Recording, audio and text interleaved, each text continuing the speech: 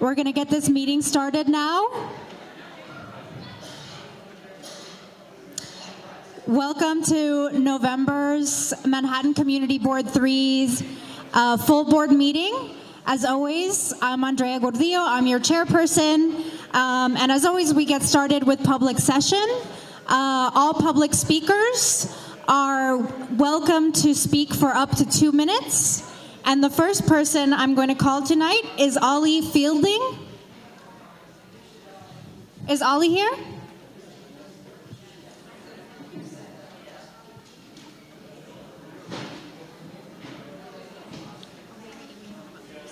Yeah.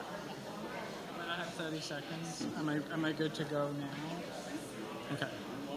Hello, everybody.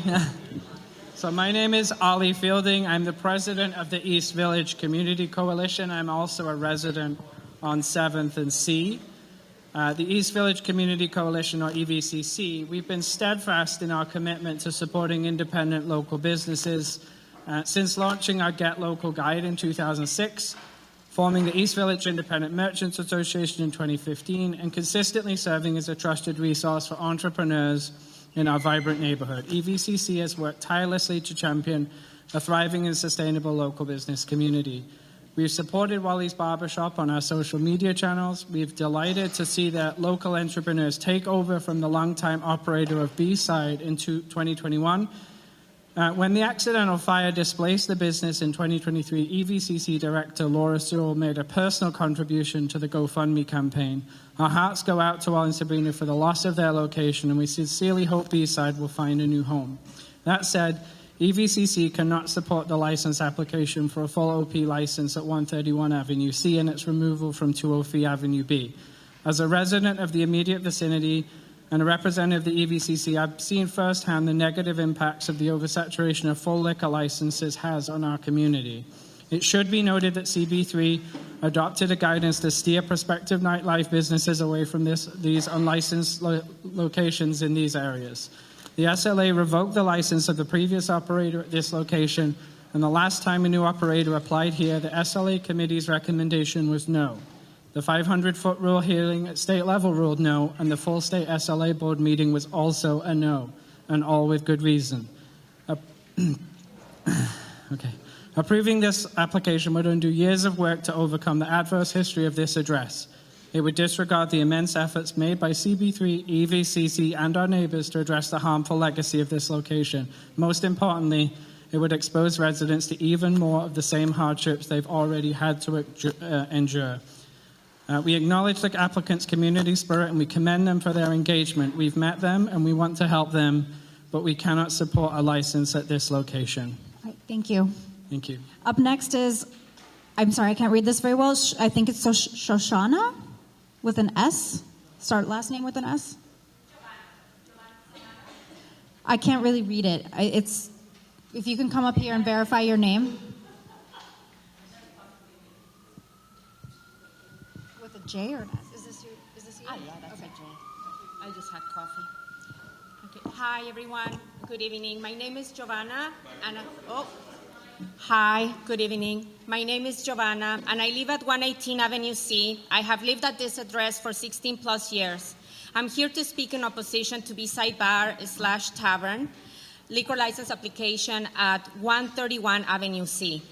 With 12 to 13 bars currently operating on Avenue C in a stretch of 4 blocks, which makes it an average of 3 nightlife establishments per block.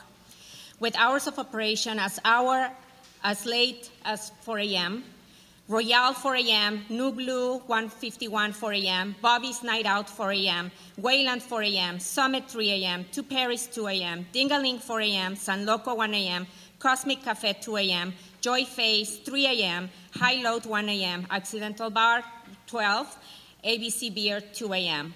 Avenue C has turned into a destination known as the Bourbon Street of the East Village.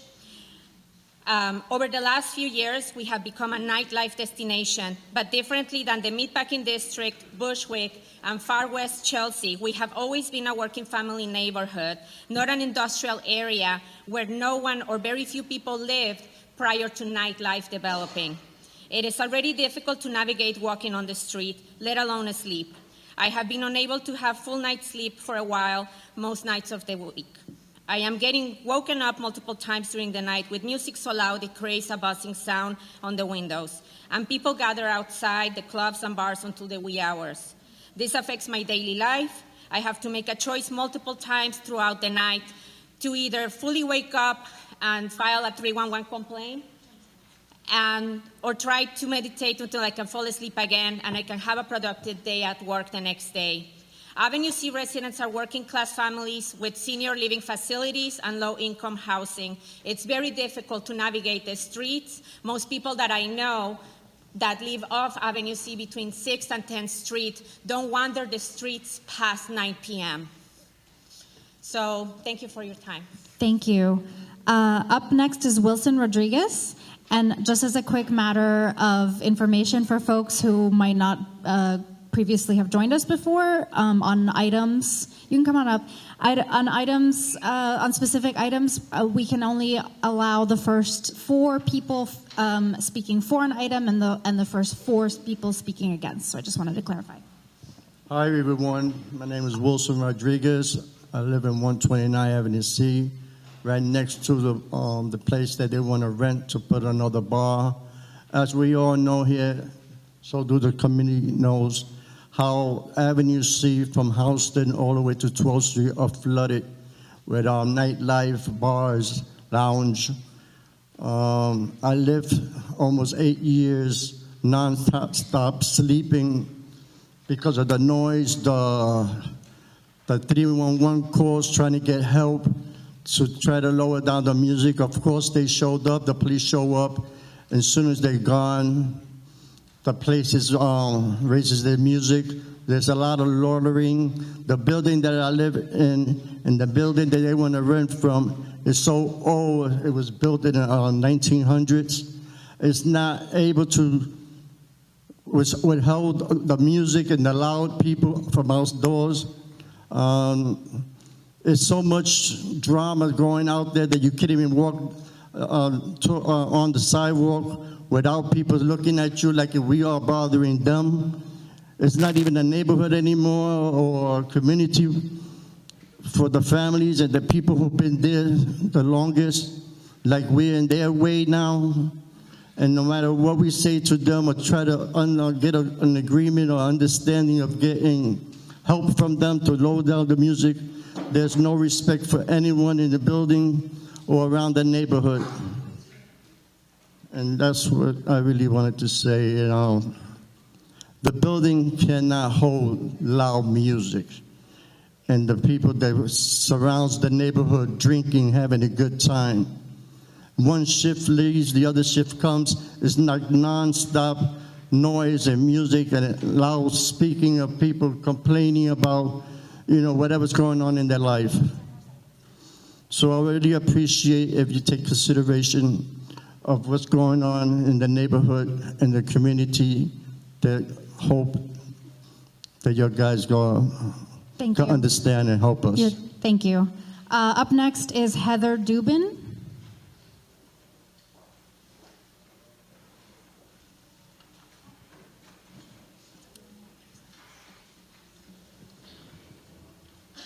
Oh, so let's start it now. Okay. I'm Heather Dubin. I live at 129 Avenue C, and I'm urging you to vote against this item. We're living in a time where civility and facts seem to not matter. That's happening on a national level. Let's not make it local. Facts. This is an unlicensed location.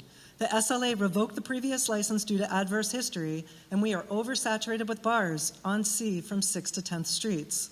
130 people who live right here and will be immediately impacted by this bar every day and every weekend signed a petition in opposition to the bar. There is absolutely no public benefit to adding this license. We heard at committee from supporters that the applicants are good people. That's not the issue here. Sometimes committees and community boards need to make what may appear to be an unpopular decision in order to do the right thing for a community that's worked with them for all these years. Until the license was removed, residents at 129, 131 were tormented by Babel Jolie for over a decade. There were numerous violations, DOB, police activity, large crowds, and noise. A veteran on the second floor had to move out because he couldn't sleep and had flashbacks. My walls vibrated on the fourth floor. Another bar tried to come in. The state SLA chair denied it in 2019 and said there should never be a bar there again. Built in 1900, our building wasn't designed for nightlife. There are insulation and structural issues. It cannot be soundproof. We also hear noise from current bars all over C. Sound travels diagonally and upward between our buildings. Two Perry's, 127 Avenue C, applied as a cafe restaurant, got full liquor during the pandemic, and then operated as a bar. They asked the SLA for 4 a.m. and DJs last year and were denied because of the oversaturation of bars. Adding another bar 2 doors down contradicts the SLA committee's intent. Last Friday night, a bouncer had to clear the sidewalk in front of a bar for me. I'm 5'9", and I couldn't get by. Huge groups, like 25 people, regularly come to see, block sidewalks, cause traffic, and make lots of noise. The crowds are already here. Adding another bar would be insane. This is a recognized oversaturated area, and CB3 guidance suggests people not apply to these neighborhoods. Thank you. You're welcome. Appreciate it. Up next is Amanda Ashcraft. Thank you. Okay.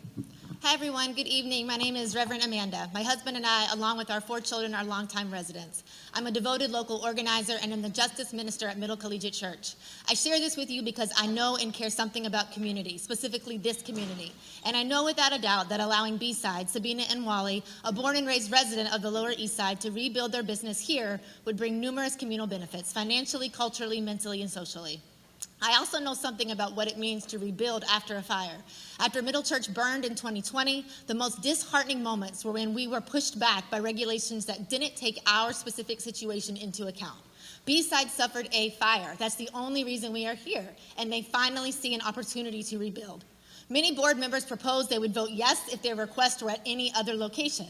Friends, need I remind you that the rent for the now vacant dog cafe 2 avenues over is $30K a month? They have chosen this location because this is the one they can afford, and this is the one where they have the loyal base that will give them the best opportunity to rebuild. Of course, we all need to be good neighbors and cooperate around noise and crime. And I can tell you that they are those kind of neighbors. Under their leadership, B-Side was more than a bar. It was a community center. It held numerous PTA fundraisers, welcomed all kinds of collaborations and meetings. It's the first place I took my 6-week-old.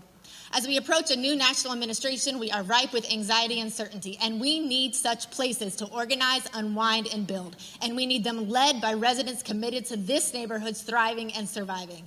I ask you not to imagine scenarios that are not before you tonight. They have told us the location they can afford and that they desire.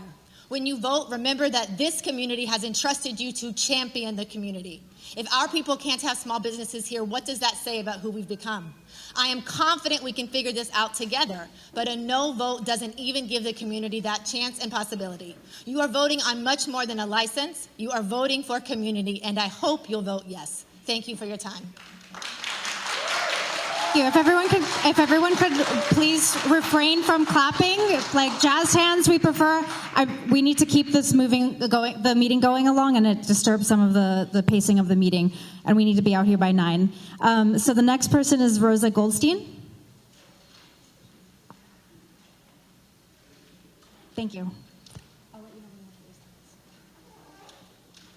Hello, I'm Rosa Goldstein. I live on 6th Street. I'm a little nervous. I'm not used to speaking publicly. I am a community garden member on 8th Street at DeColores Community Yard. We encourage a yes vote to Sabina and Wally to open this business. As a member of the community, it would provide a lot of security and safety, also along with when you are in the community gardens all day, it is very nice to have facilities close by that you can use. And they're not going to be anything like the previous business that was there. I go on the 3rd decade of living in the East Village, and I was there during the time. And Sabina and Wally are not the kind of people who would encourage anything like that behavior. They would, again, just have a lot of safety in the neighborhood. And security for everyone around. Thank you. Up next is Joel Rodriguez.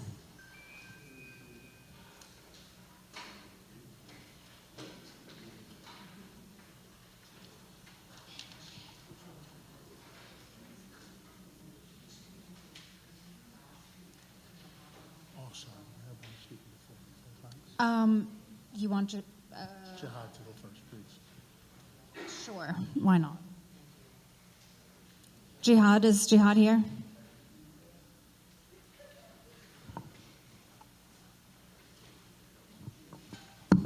Thank you. Dear members of the Community Board, I'm here to voice my support for B-Side relocating to 131 Avenue C. My family and I have been residents of Alphabet City for just under 10 years. We've always lived on the 4-block area around Avenue C where their proposed location is. I met Wally and Sabina when I became a patron of Avenue C at B-Side on Avenue B, right around when they took over as owners. Wally and Sabina brought a new life to B-Side. Since then, one thing has been clear. This is a welcoming, safe, and enriching space that has provided our neighbors with a living room to call home. What makes Wally, Sabina, and B-Side stand out from other bars is their ability to build up and maintain an establishment that has real purpose, and that purpose is to bring people together. Some of my favorite memories from this bar are when the neighborhood teachers would come by for happy hour, watching Jeopardy, or playing in Wally's homegrown pool league. All these events brought together a diverse group of people, including artists, police officers, lawyers, and service folks. Their staff is unmatched and have always been respectful, professional, and involved. As a neighbor to the old B-Side, I can attest to their safe, diverse, and respectful crowd and atmosphere. I never once had a complaint, and believe me, I'd have no problem letting them know if I did. The concerns that we've heard loud and clear are around the neighborhood bars and their lack of proper respect for the neighborhood, causing anguish amongst the residents of this block radius. B-Side is the perfect antidote for this because Wally and Sabina have respect for the community, these streets, and will accommodate and be open to feedback from it. These are the people you want to run this place and turn it back around. I have full confidence in Wally and Sabina to continue to be pillars of our community. Thank you for this opportunity to speak with you and share my support for B-Side's application, and a +1 to Reverend's comments. If folks could please refrain from clapping. Next is Joel Rodriguez.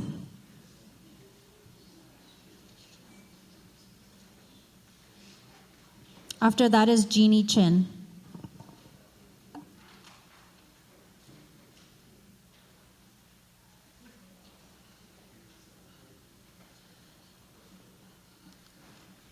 Good evening. By now, I'm sure the board's aware of who we are. But if not, I'd like to give a small introduction into who stands before you today. I'm here to speak on behalf of Sabina Brunetti and myself, Joel Rodriguez. We're New York City children, born in the 80s to immigrant parents from both Italy and the Dominican Republic, whose families are rooted here in Brooklyn and the Lower East Side since the 1960s.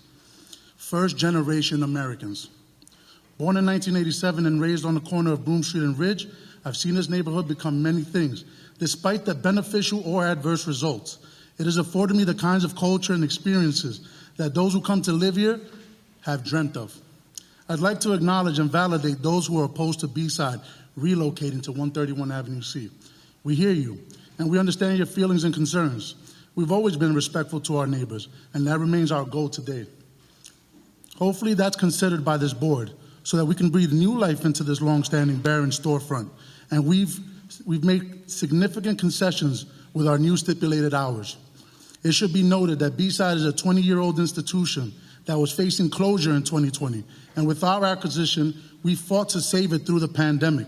We were approved twice by this community board. After passing extensive background checks at the SLA, every step of the way we followed the law and we executed every phase of reopening, which included crowd control and early closures. We're reputable operators whom are familiar with the neighborhood and whose patrons are the neighbors. Every decision that we made during the operation of B-Side, we had the East Village and our neighbors at heart. We poured everything into that space. It's a position of privilege for some to say, just find another space. I hope that no one experiences what it's like to lose everything to a disaster and is still reduced to climbing out of a hole. So we're doubling down the fight because the price and the details of this particular space would give us a real shot at recovery. So we pose to this community board, with all things considered, one final question. Should the governance and leadership of our community be led by fear and trauma, or by progress, resilience, and those who are optimistic? Thank you, Wally. Appreciate you. Lastly, I'd like to share what we're trying to do. Okay. And we appreciate your time. We're up with time. We're done. Yeah. To the who? To the speakers?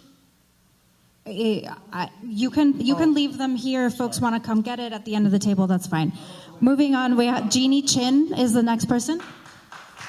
Folks, sorry, please refrain from copying. We need to keep the meeting to order. Thank you. Hi, I'm from the Open Park Road Coalition.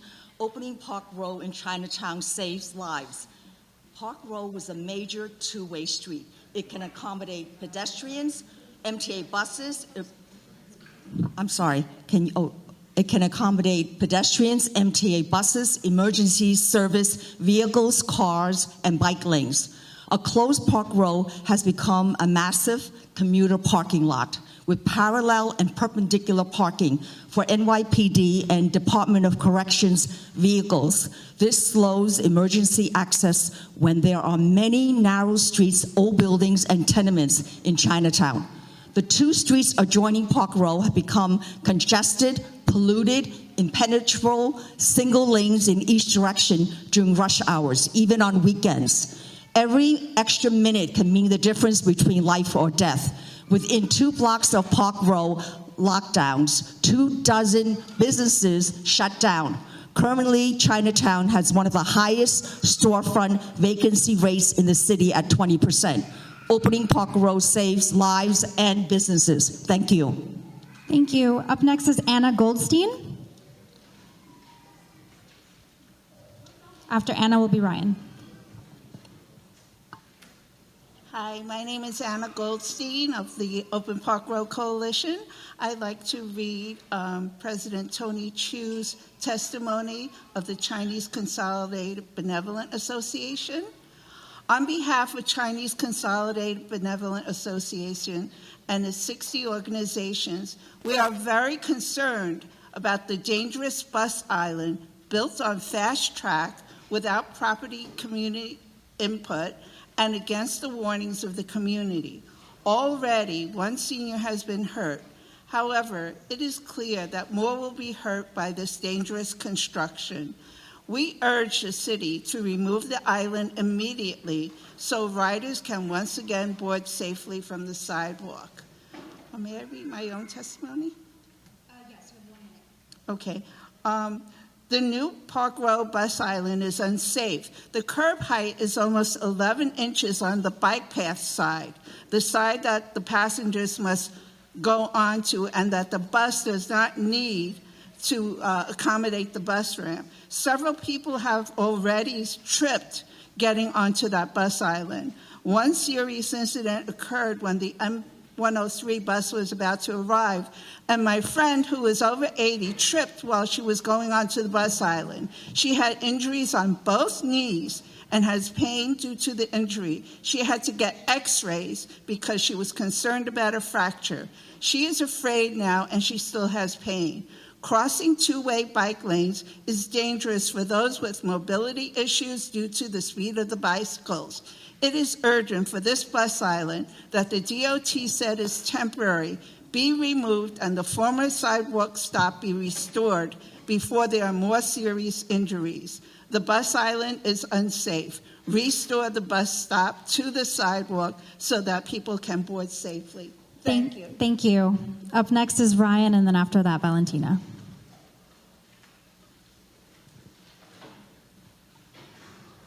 Hi, I'm Ryan Gillum from Fab NYC, and I just want to share that we have a call right now for our 2025 Lower East Side Young Artists of Color Fellowship. So this is open to young artists ages 18 to 26. They meet weekly from February to April. There's a $500 stipend for each fellow. They're meeting not only to develop a peer group of support for their practice, but also to be introduced to artists of color who are established in the field, to coach them, mentor them, as well as professional presenters around New York City. We prioritize Lower East Side residents and NYCHA residents, and the application is coming up on Monday, December 9th. It's on our website at www.fabnyc.org, but I also have flyers with QR codes if anyone would like one. Thank you. Valentina?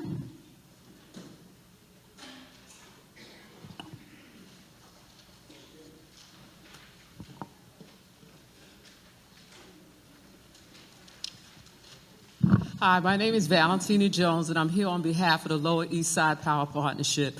What I'm going to discuss is the City of Yes, their section on converting non-residential buildings to housing. This is not on the agenda for tonight, but it is on, my understanding is City Council is going to vote on December 5th. And our issue is that, oh, wait a minute, let me put on my glasses.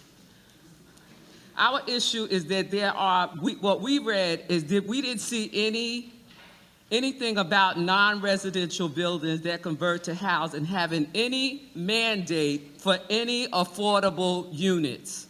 So they can convert and have no affordable units. So our issue is that there should be some kind of requirement for a portion of the housing to be affordable. We also advocate that non-residential buildings that convert to housing include affordability scales that would make this housing affordable for nurses, teachers, human service workers, etc., that work in that area. So just think about it. What I've seen since then, since we wrote this letter on November 4th, what I've seen since then is something stating something about parking, but nothing about affordable housing. My understanding, no mandate for affordable housing for buildings that convert from commercial to housing. So think about that and think about what that means for the city of New York. We are talking serious issue here when they can convert these buildings and not have any affordable housing. Thank you. Thank you. All right. We'll move on to, sorry, folks can refrain once again from clapping. We'll move on to elected official reports. First off is Robin Forst. Robin, I saw you somewhere.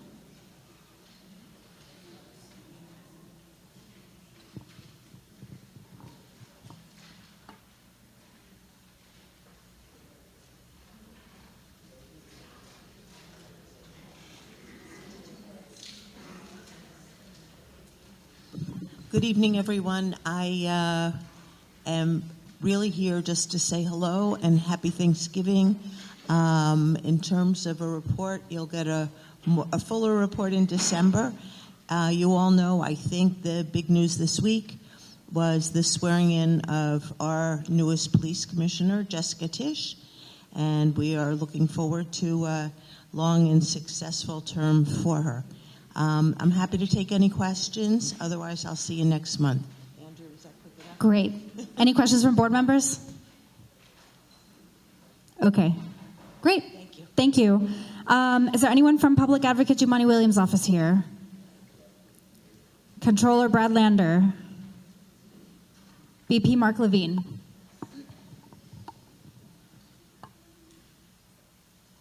Hello, everyone. Happy Thanksgiving.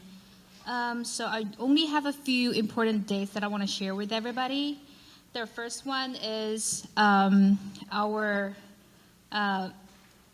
student fellowship, Student Leaders Fellowship Program. This is the second year in a row we are opening this program, this leadership program, to high school juniors and seniors to develop leadership skills, learn about New York City government, and make a difference in your community. So the deadline is December 1st, and it's very soon. If you want to take a look and also interested in applying, please go to our website. The next one is our office partnered with MET, the Metropolitan Museum of Art, and would like to invite all the veterans to an event called Vets at the Met on Wednesday, December 4th. This is from 1 p.m. to 4 p.m. So if you are interested, you can also just visit our website or RSVP through the email events@manhattanbp.nyc.gov. The next one is we are very excited to announce that there will be Get Involved in Local Government webinar on Thursday, December 5th at 5 p.m. You will hear from local leaders who are doing this important work to shape their communities. So Manhattan Borough President's Office works every day with these boards and committees and strongly believes that They will play a vital role in how we respond to challenges before us today and in the future. So if you are interested, please also go to our website. And the next one, I think everybody's interested, is our MBPO capital funding. So, our office invites you to attend virtual information sessions on the application process for capital funding in fiscal year 2026. So the public school information session will be on Tuesday, December 10th at 5 p.m. And nonprofits and city agencies information session will be on Thursday, December 12th at 2 p.m. So please also go to our website for more information. That'll be all. Thank you. Any questions from board members? I have a very quick question for you on behalf of particularly new board members. If I know you have a lot of trainings available recently, can folks view that online easily? Is there any more information you can give us? Yes. We've already had like 3 of our trainings available on our website. So if you're interested, you can just shoot me an email. I'll share you with the links. My email is ywang@manhattanbp.nyc.gov. Thank you. Thank you. All right, moving on. Is there anyone from DA Alvin Bragg's office here today? Great, thanks.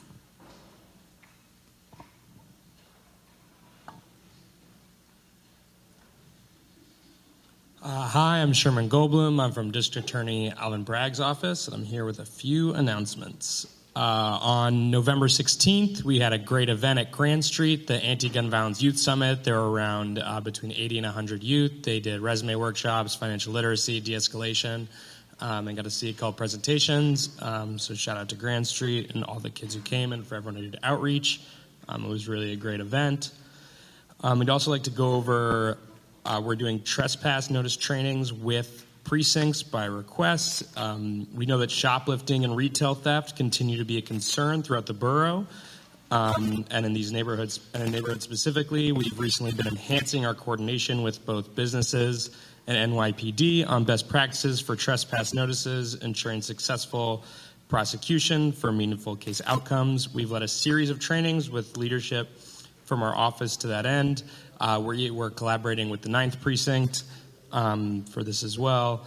For context, when the cases are petty larceny or under $1,000, we can, if there are multiple, the cases can be aggregated. So there are more ways to mandate programming when cases are relevant to mental health or drug use. A couple indictments to announce. At the end of October, our office announced the indictment of an individual for stabbing at the First Avenue L train subway station in the East Village on September of 2024. And then also earlier this month, our office announced the indictment of a home health aide for allegedly stealing $24,000 and attempting to steal an additional $54,000 from 2 older homebound adults in her care. Our office, this is something that can happen, and we like to help preventing this. So our office gives trainings. Our ADAs will come to different communities and give presentations on this to make sure that people are aware. And also on November 8th, our office announced the indictment for threatening of an individual for threatening and harassing and making anti-Semitic remarks towards a Jewish man on the subway. This was slightly out of CB3, but we thought this would be a case for people to be aware of. Those are all my announcements for today. Actually, wait, sorry. 2 more programs. We're offering a high school internship program over the summer. There are flyers outside. It includes workshops, mock trial coaching, and networking for different resources. And we're also offering a gun violence prevention fellowship. Ages 18 to 25 must have a high school diploma or GED. And then for other details, there are also flyers for that on the table outside. Questions from board members? I see Richard and then Campbell.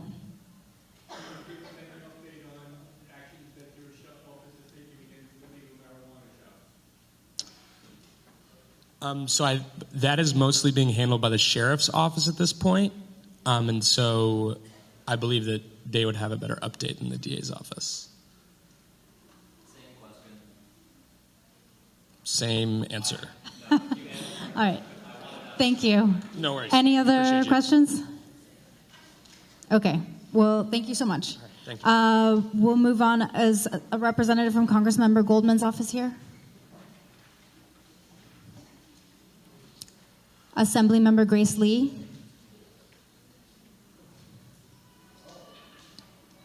Assemblymember Deborah Glick. I believe someone was here. Lily. Assemblymember Harvey Epstein. Any representative here today? I don't think I see anyone. Okay, we might be getting through this quick today. State Senator Brian Kavanaugh. Okay, thank you. Councilmember Chris Marte.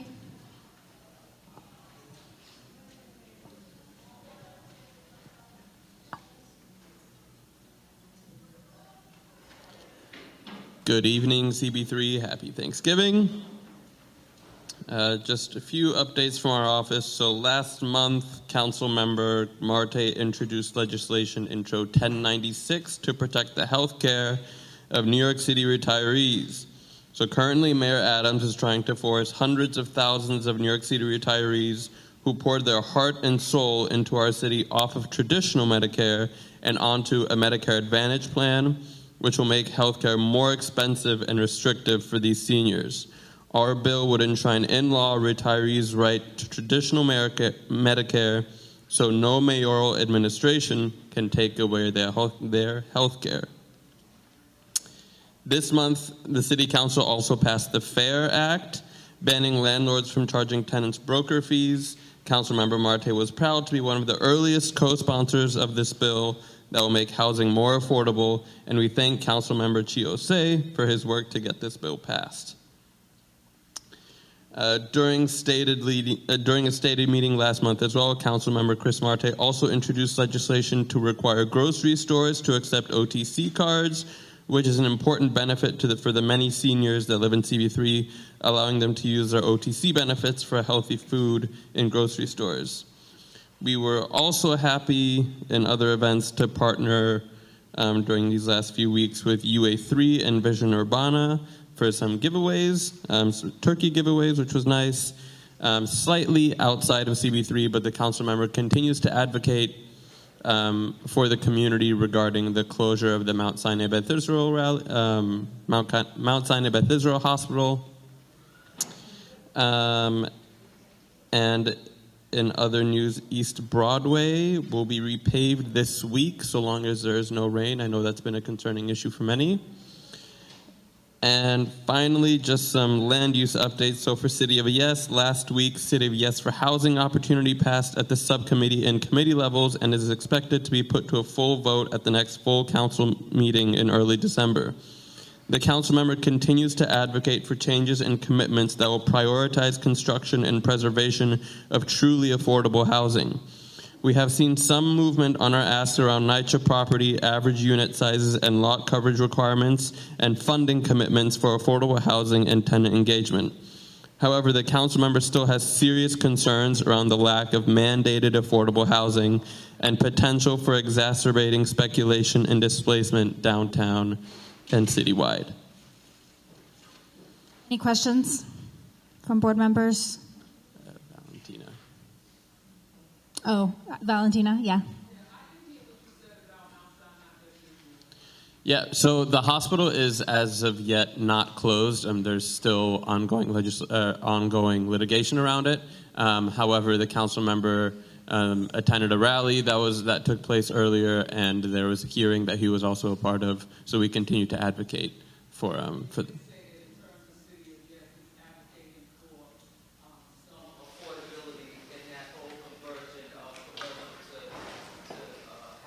That's right.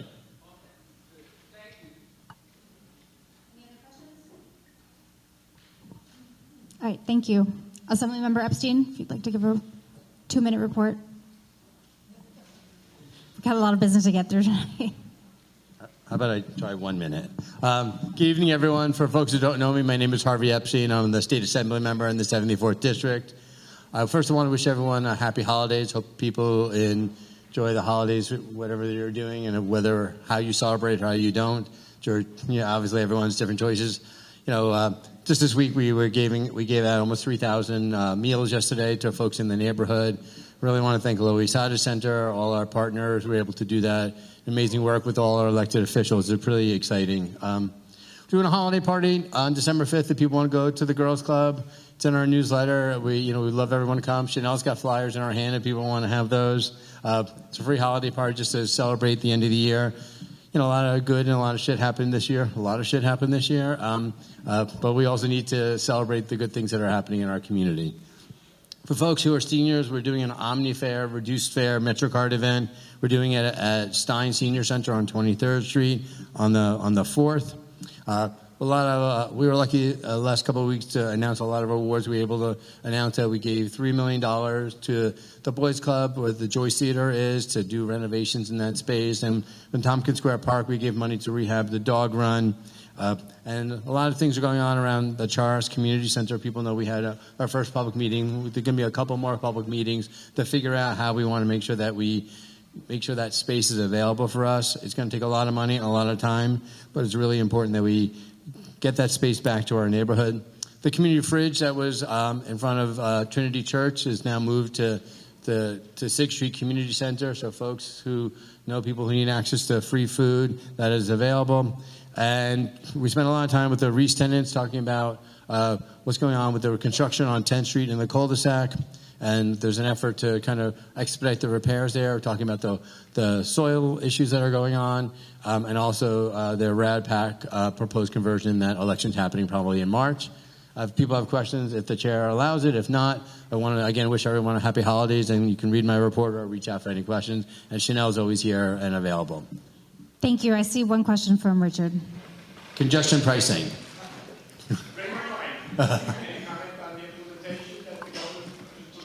So people know that the governor announced 2 weeks ago the congestion pricing, the change the prices from 15 and $3.75 on peak, off peak to $9 and a little over $2 for the off peak price. The flip date is January 5th. There's a lawsuit pending that may or may not grant a stay. I believe if there's no stay granted, the congestion pricing will be starting on January 5th. If there is a stay, who knows what's going to happen on the federal level. There's been a lot of conversations about congestion pricing down here. People know that I publicly said I support congestion pricing, but I believe in a residential exemption. I've been pushing that. What we got in the legislation was 60,000 and below. We wanted a lot more, but the governor at the time, Cuomo, did not support a residential exemption. We'll still keep fighting for it. I know this is something that matters for people who live in the district, who don't want to have to pay to drive home. Who knows what's going to happen on with the litigation? If the litigation, the stay is granted, my expectation is that the federal government will revoke the approvals that they needed, and then congestion pricing won't happen. If the stay isn't granted, that it may actually go forward.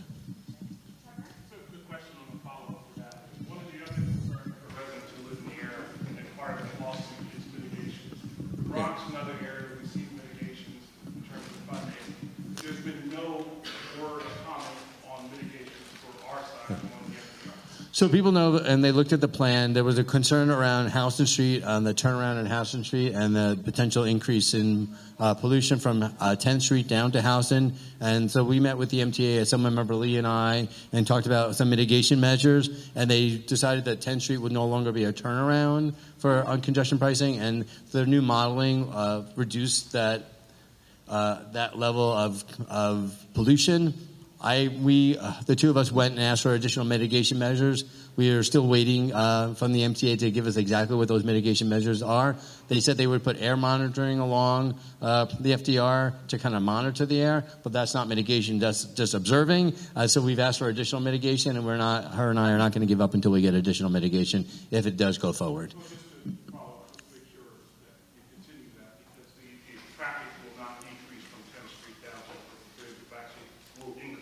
Yeah, and that's the modeling we've talked to them about, and we met with the MTA and told them that, and I think those are still concerns that we have, especially, we live in this neighborhood, and so we don't want increased traffic. This idea or congestion pricing was to reduce congestion and to reduce air pollutants, and if in their own modeling, they showed that it was going to increase, and that's a problem for our community, and we keep talking about it, and I'm happy to keep fighting for this issue because it's something that I've been public about for a long time.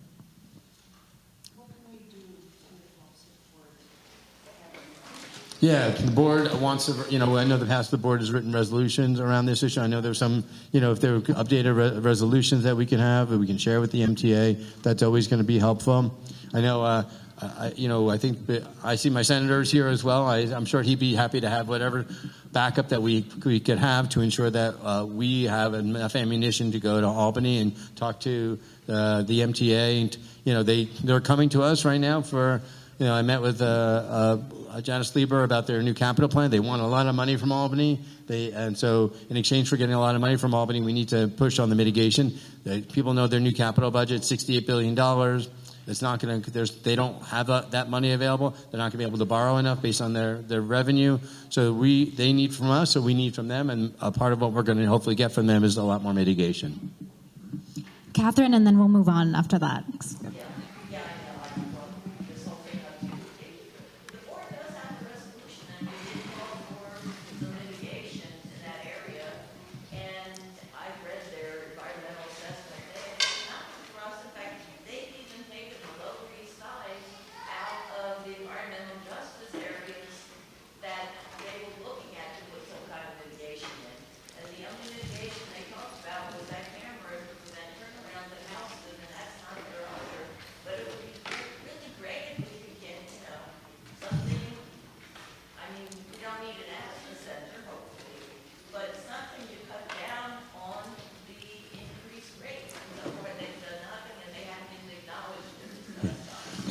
Just so you know, the meetings we've had with them, they acknowledged that the issues, and that's when they agreed on the turnaround issue, and then they agreed to the air monitor. We asked for additional mitigation measures, and they had not given those to us. And then when I met with them, I said, you're coming to us for this capital budget. We need additional mitigation. So we're going to push because we will have leverage this year in Albany because they need money from us, and we're going to push for additional mitigation. So they're doing air monitors on 10th Street, 6th Street, and Houston Street? What are they monitoring? What? Oh, the level of... Is it just PM 10 or 2.5, or is it also other things in the air? Because our air is very bad. I'm going to have to go back and look at my notes because it was probably 6 months ago when we had that meeting about the air monitoring, but you can call me and we can talk offline, okay? Thank you. Thank you. Happy holidays, everyone. All right. State Senator Brian Kavanaugh, if you want to come up and give a quick report.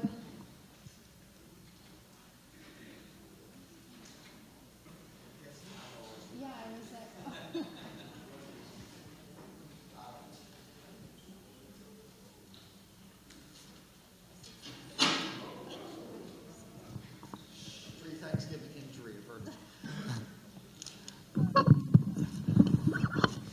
Hi, thanks. Again, State Senator Brian Kavanaugh, representing all of the area of CB3.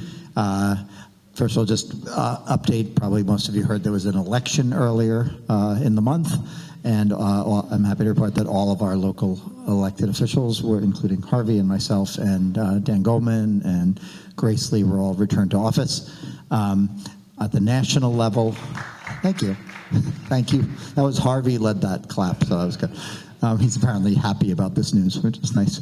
Obviously, nationally, the story is different. This is not a partisan space, but I think it's fair to say that we have administration coming in Washington that has expressed commitments to a number of things that could make matters difficult for New Yorkers, and in some cases, kind of challenge some of our basic values. Just to say, we are reviewing various laws to see if there might be ways that we can strengthen laws in preparation for that, or shortly after we begin session.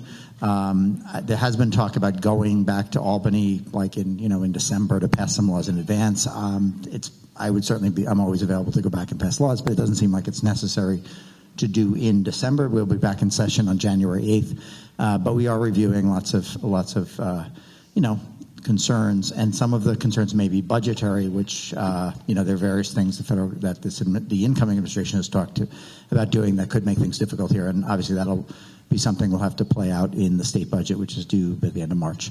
But just to say, we are focused on it. I am concerned. I know there are probably a lot of people in this room that are also concerned about the implications of that.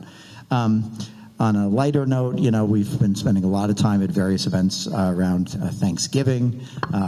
There are a lot of opportunities this time of year to volunteer, to donate. Harvey and I have seen each other at a lot of turkey drives and coat drives and this sort of things. But just to remember that people have, there's still a lot of food insecurity in our communities. The holidays, really any time of year is a good time to do that. But in particular, it's a good opportunity to get out. And there are a lot of volunteer opportunities in our offices can connect you with as well. But we've been doing a lot of those. We also had a flu shot and COVID booster event with the Ryan Nina Center last week. I got boosted and got the shot. And again, remind you that with the flu season coming around, it's very important especially for older people, but really most of us should be getting a flu shot and should continue to keep our COVID vaccinations up to date. We are at the time of year when legislation that was passed earlier in the session either gets signed by the governor or doesn't, and there are a couple of bills of local interest. In the Senate and the Assembly, we got together and passed a bill that is intended to strengthen the process by which hospital downsizing and closing is overseen by the state health department. I've carried a bill for a very long time that was originally inspired by the Long Island College hospital closing, but kind of working with our health chair, Gustavo Rivera, we put together kind of a consensus bill that again is intended to strengthen that, formally require earlier notice, more community engagement, and more informal information to be provided by the health department before decisions are made. That is still pending. The governor has not notified us whether she plans to sign it or veto it, and that has to happen one way or the other by the end of the month. Similarly, there's a bill that was inspired by local events, sometimes called the Rivington Act, which is similarly Assemblymember Epstein carries the Assembly side of that, and that is also pending, and it is intended to, again, ensure a strengthened process for the oversight of closures of nursing homes. So we're still working to, get signatures on those. Looking ahead, just more generally, we had a pretty big year in terms of housing policy. We passed a bunch of laws I'll wrap up. Okay, I'm getting the hook. So just to say, I guess maybe the next month we'll give more updates on upcoming session. I'll stop there. Questions, comments, if you want. No, that's good. We like a packed agenda. Just for the senator, I'll go with Catherine and then Susan.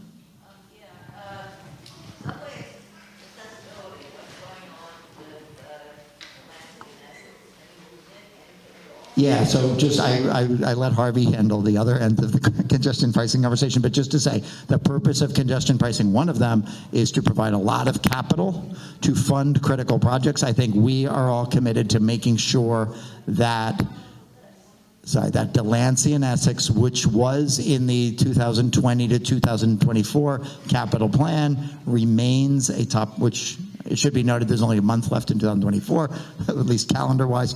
We are committed to making sure that project move as rapidly as possible, given there's a bit of complexity around the developer of the new building and all that, but we are very, very focused on that. All of my colleagues who represent that site, and we do hope to have a positive outcome.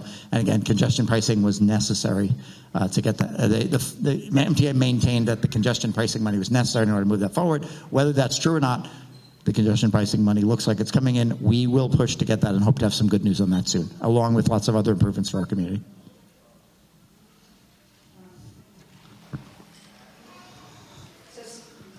Speaking of mitigations and speaking of Rivington, we're all aware that we've never gotten any mitigation, any nursing home or anything we were supposed to get from Rivington House.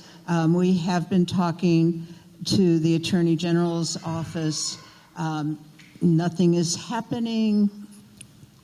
Yeah, there is supposed to be there was a proposal in order to mitigate the closure of Rivington, and there was some litigation and some, frankly, bad behavior around that closure. One of the solutions was supposed to be that it was intended to be a new nursing home facility. We are also following up, and I think my staff has had some conversations with you. It was a settlement. The Attorney General was not. Then I don't have a good answer, but we should continue to push on that, and I'll maybe have a better answer when you, no doubt, remember to ask me about that again at next meeting. Appreciate it. Valentina.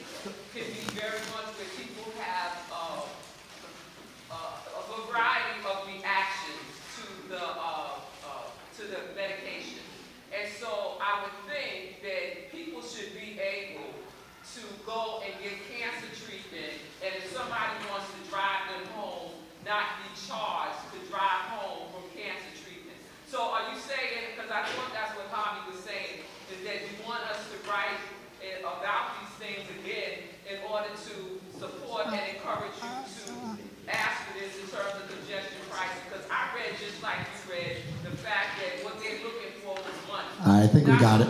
I think we got it. First of all, I want to say, I thought for a second you were mixing me up with Harvey, and I did want to play Harvey on Saturday Night Live, but they didn't let me. They let that professional comedian guy do it. But on a serious point, so congestion pricing, we did two community forums in the district, including with the community boards, so people would be able to educate themselves, express their opinions. I mean, congestion pricing, again, unless litigation stops it, is very likely to become a reality on January 5th after many years of negotiation. There are very few people that are happy with all of the elements of it. I do want to be realistic. I am not suggesting that everybody should relitigate formally pass a resolution reiterating things that you've hated about congestion pricing in the past. I think a lot of that, MTA got tens of thousands of comments, many of them negative about the plan, and they're moving forward. As Harvey noted, they're moving forward at a lower price. I do agree with you that there should have been some exemption for people seeking critical medical care, and I expressed that, and that is not part of the plan. I also think that there may be some opportunity to talk about the way the discounts work, because there are some peculiarities about that, and I think in particular there's a provision that provides a tax credit, a refundable tax credit rather than a discount for certain people of low income in the district, and I don't think that makes sense, and I've expressed that. What Harvey's talking about was particularly the question of whether there's going to be mitigation for the stretch of the FDR drive where congestion will go up. Basically all of the models that the MTA put forth said there would be more congestion on a certain stretch of the FDR. If you live near the FDR in particular, you should be concerned about that. The MTA did respond that the overall congestion in that area is likely to go down. I mean, this is a plan that's about having 100,000 fewer cars come into Manhattan every day. We've had a lot of concern in this community about congestion of people on Grand Street and other streets trying to get onto the Williamsburg Bridge. It is likely that this will reduce congestion, and this will have a beneficial effect in terms of congestion in some parts of our community. But Harvey and I and others did express that there ought to be some mitigation for the increased congestion in that particular area, which the MTA acknowledges a result from the plan. If you want to continue that fight, I am up for that, and I think having the community board formally, I agree with Harvey that having the community board formally express that would be useful. For what it's worth, this was, the governor suspended it on very short notice in June, 2 days before the end of our legislative session. It came back very quickly, and they decided to get the process moving very rapidly and announced they have a new arrangement. Like anything complicated, I don't think the terms are permanent. I think this will evolve over time, and there may be opportunities to strengthen it. But I don't want to give anybody false, we're not likely to just radically change the plan in the next few months. In some cases, it would require legislation to change the plan. And again, some people hate congestion pricing and other people love it. And it's going to have benefits in terms of air quality. It's going to have benefits in terms of revenue for the MTA. It also is going to have the downside of people having to pay, fares that they don't think are fair. But we'll keep working on those issues. But I think Harvey was suggesting that particularly the mitigation might be something that's timely. All right. Okay. I would suggest the MTA letter, but you and we can talk about that, and you know how to find me in other means as well. All right.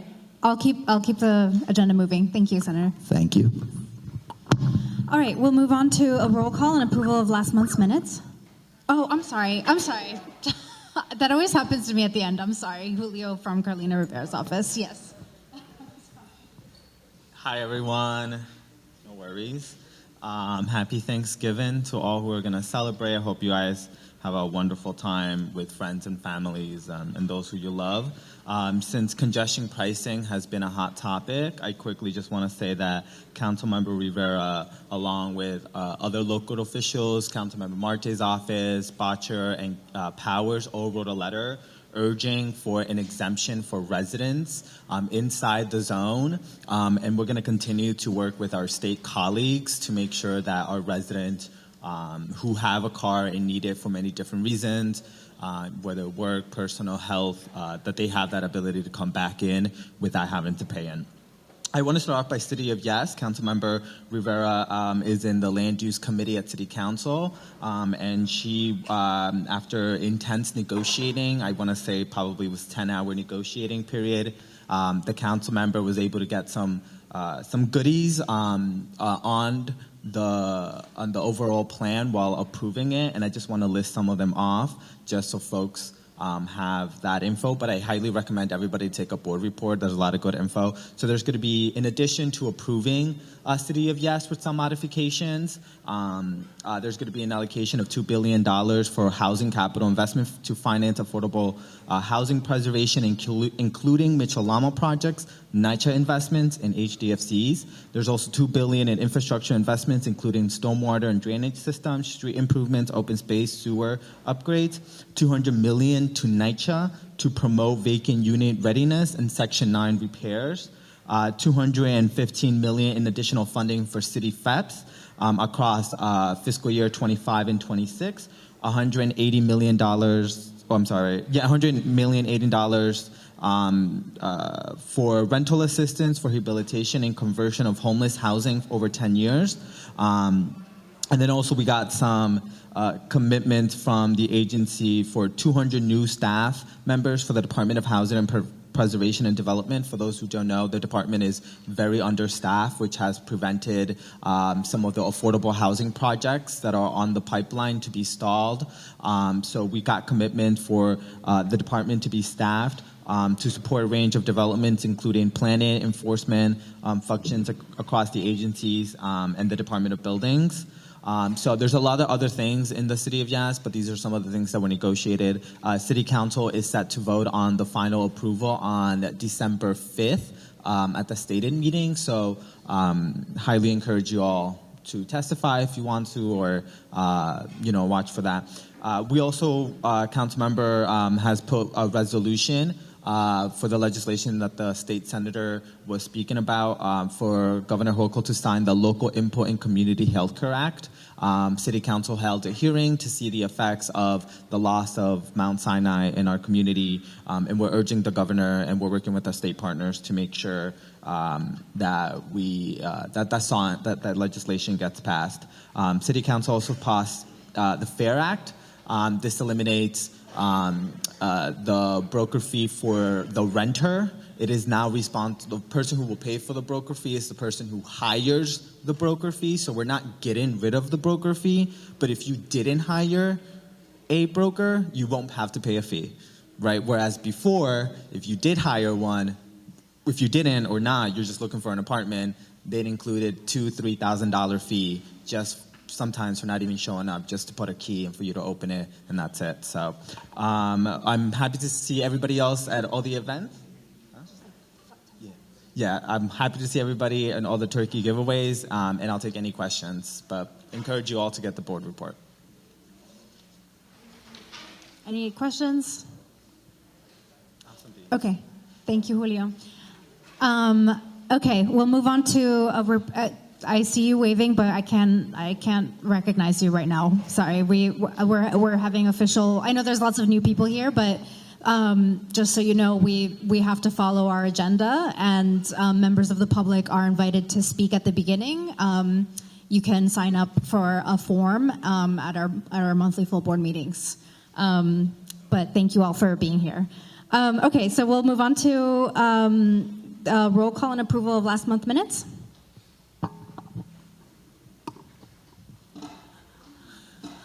David Adams.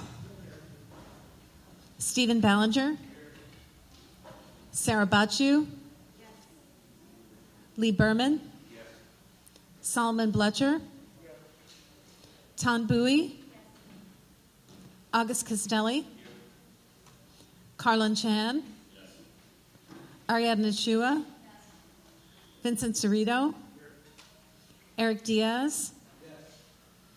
Alistair Kanamakis. Larry Fenn. Tahisha Fields. Numa Fafana. John Fout.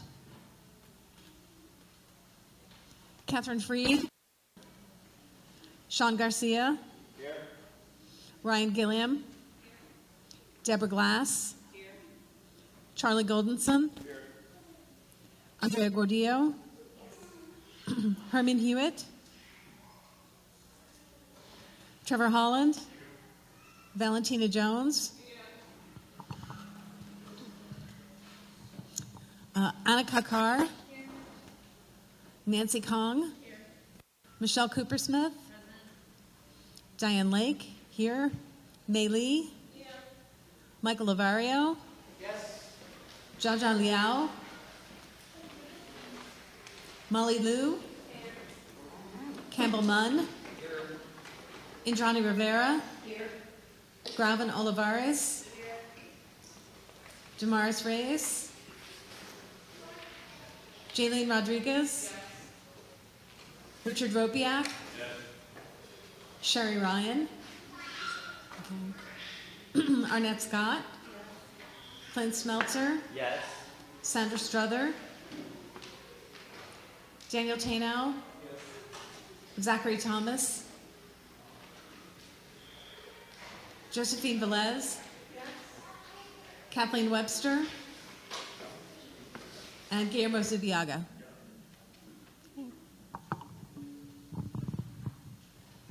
Great, thank you all.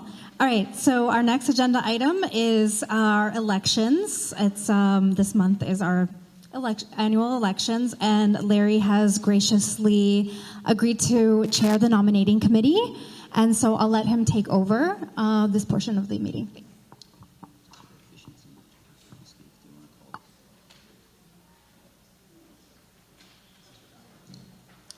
Hello, everyone. As introduced, my name is Larry Fenn. I'm the chair of the nominating committee. So this will be pretty brief, but in accordance with our bylaws, we must now conduct elections for our officers for one-year terms. every officer candidate has been given the chance to give a short statement as well. So while the rest of the nominating committee passes out the ballots, Andrea will call people up, starting with herself. Great. Yeah, so Larry's going to pass these around, and the folks who are on the ballot this year, if you could come up briefly. It's Michael Lavario, Solomon Bletcher, Anna Kakar, Arnett Scott, Diane Lake, and Kathleen Webster. I think half of you are up here. And I'll go ahead and get started. It's been an honor to be your chairperson for the past year. I really loved working with each and every one of you, and none of the work that I accomplished I could do alone, so I really sincerely thank you all for your collaboration, and this next year is going to be quite challenging, and our community is really going to need us, so I really am looking to each of you for your support and your leadership. There's been about 18 new members, and I know that community board affairs are not necessarily second nature, so I really appreciate everybody's ability to work together. I just want to describe a little bit of some of the issues that we've worked on this past year, many of which are there's a myriad of them, and then many of them will be continuing through this next year. We've worked tirelessly and in lockstep with the Mount Sinai Beth Israel Coalition. We're going to have to work to secure provisions of care in our community. We've worked to cohere the arrival of thousands of migrants between residents and New Yorkers, and we're going to have to continue doing that work this next year. We've worked to inform the city's most influential zoning reforms, and we've won everything that we asked for. We've made concerted efforts to improve our parks and public spaces, and we'll be continued to work towards that. We have major changes to transit access down the pipeline. You all heard a lot of that today. And so, yeah, and then just a couple other notes too. We've really done a lot to turn around our SLA committee. It's a really big challenge. Many members of the public are here for that very issue, and I'm very grateful to everybody in this room who's volunteered there or stepped up to do this work. And I'll leave some more things for the board chair report, but I thank you all for your support and humbly ask for your vote. Thank you.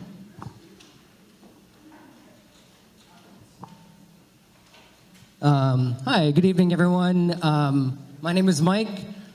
I work at the Department of Sanitation. I'm an attorney.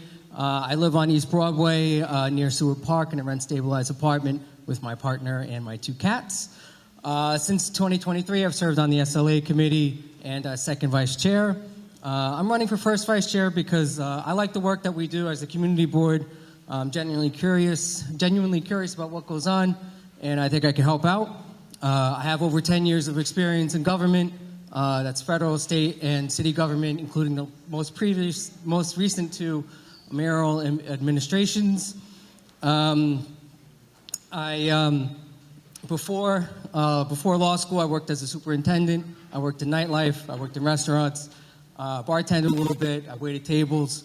Through law school, I trained in mediation and alternative dispute resolution. And I received management training in the mayor's office, where I led a team of attorneys for a number of years, including through the COVID-19 pandemic. Generally, I think I can help out the community board, help out my colleagues on the board here, and do some good work for y'all. Hi, everyone. I'm Anna Kakar. I'm on the Health, Seniors, and Human Services Committee, which I joined with Community Board this year. I have been involved in the New York community initiatives for the last decade since I first moved to New York. I previously ran a weekly debate class for detainees at Rikers Island to help students advocate for themselves in trial. I volunteered weekly then for the Bowery Mission and Henry Street Settlement, and I'm committed to supporting the services that we have built around New York. At the time, I lived in the CB2 district, but I'm thrilled to have moved here over the last couple years and really excited to be able to advocate for a district that is so diverse, home to multiple naturally occurring retirement communities and the most diverse community in New York. In my professional life, I was previously an operations leader at a large healthcare company, and now I run a service that provides palliative care and quality of life care to seniors that otherwise would not receive it.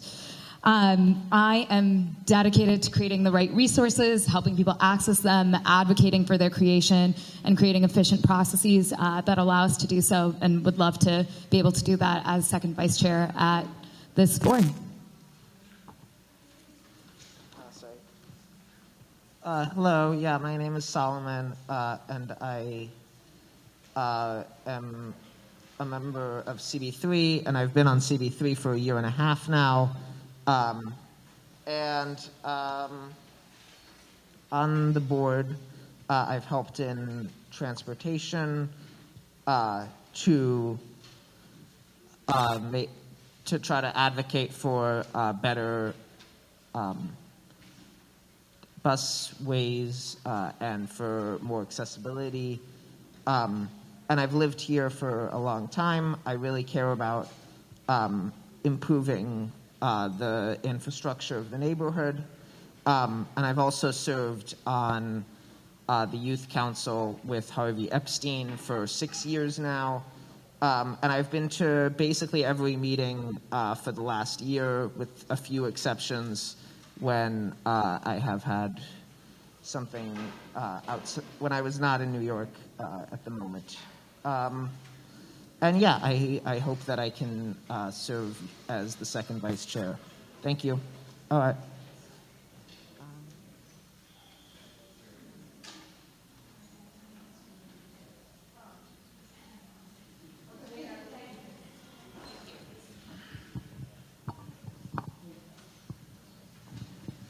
Okay, my name is Arnett Scott. I'm running for secretary, so I hope I remember what I said because I have to type it. But I'm a longtime resident of the Lower East Side, born and raised here. So it was my mom. My grandparents migrated from the South in the 40s and made roots here in the Lower East Side. I care about the community. I care about the people. I joined CB3. My mind is gone. It was a while ago. Wasn't too long because I'm not that old. And the reason why I joined CB3 was because I really do care about the neighborhood. And as it changed, I wanted to know more about the changes and why we were making these changes and how I can get involved in that. I love the working group of the executive board. We've been able to communicate very well. I like the way we are able to function, and I like to continue that. And I guess I like typing, so that helps. And that's it. Thank you for listening.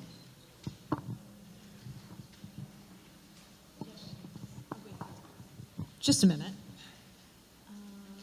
No.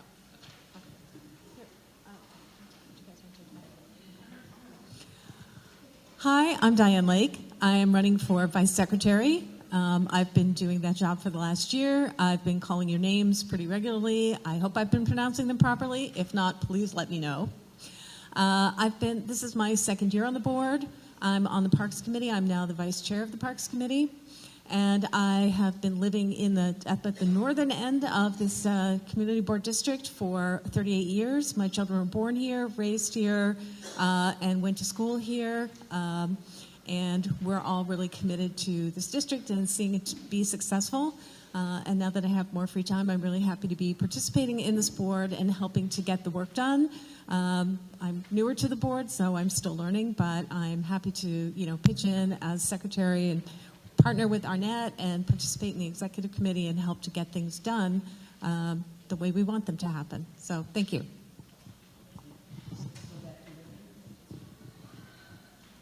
I believe Kathleen is not here, so maybe we'll get a chance to hear from her next time. But she's running unopposed, so. Larry, should we give you the ballots back? Okay, do you need a moment? Yeah, okay, so we'll go on to board reports, and then we'll go back to the nominations here. I'll keep it really brief since we have about an hour to try and get through a lot of agenda items. We're going to have a holiday party at Donnybrook, right?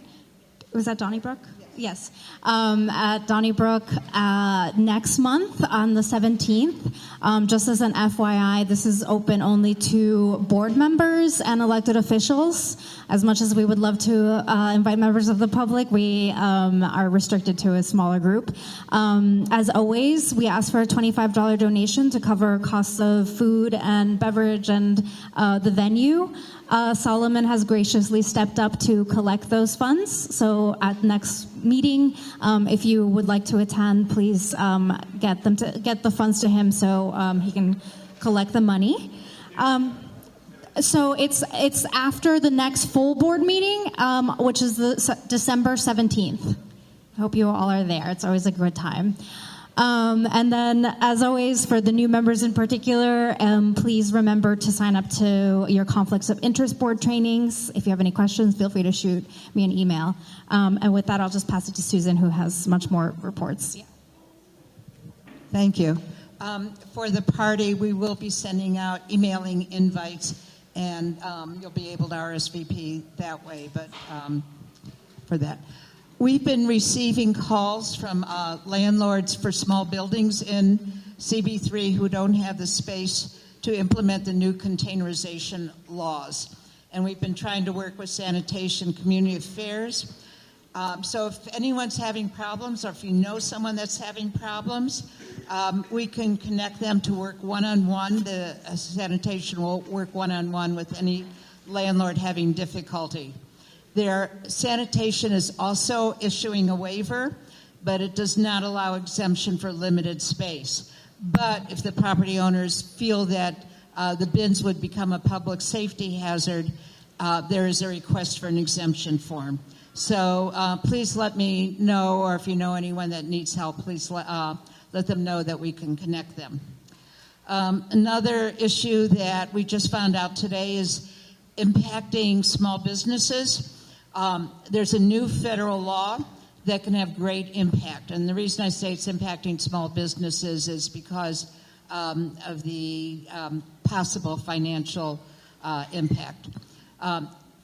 This is a federal law, so SBS, Small Business Services, is conducting outreach. It's called the Corporate Transparency Act, and it requires that all businesses report information about individuals who own or control them to the U.S. Department of Treasury by the end of the year, December 31st. Any newly informed business after that must do the same within 90 days. Penalties can lead up to $500 per day. So that's why there's such an outreach effort to contact businesses. I think we'll try and get flyers that we can give out at the SLA meetings to let business owners know too. You can find information and free help on the SBS website, or again, if you're having problems getting information, please let me know. I received a number of calls from residents around Avenue B for problems that occurred on the last 2 weekends.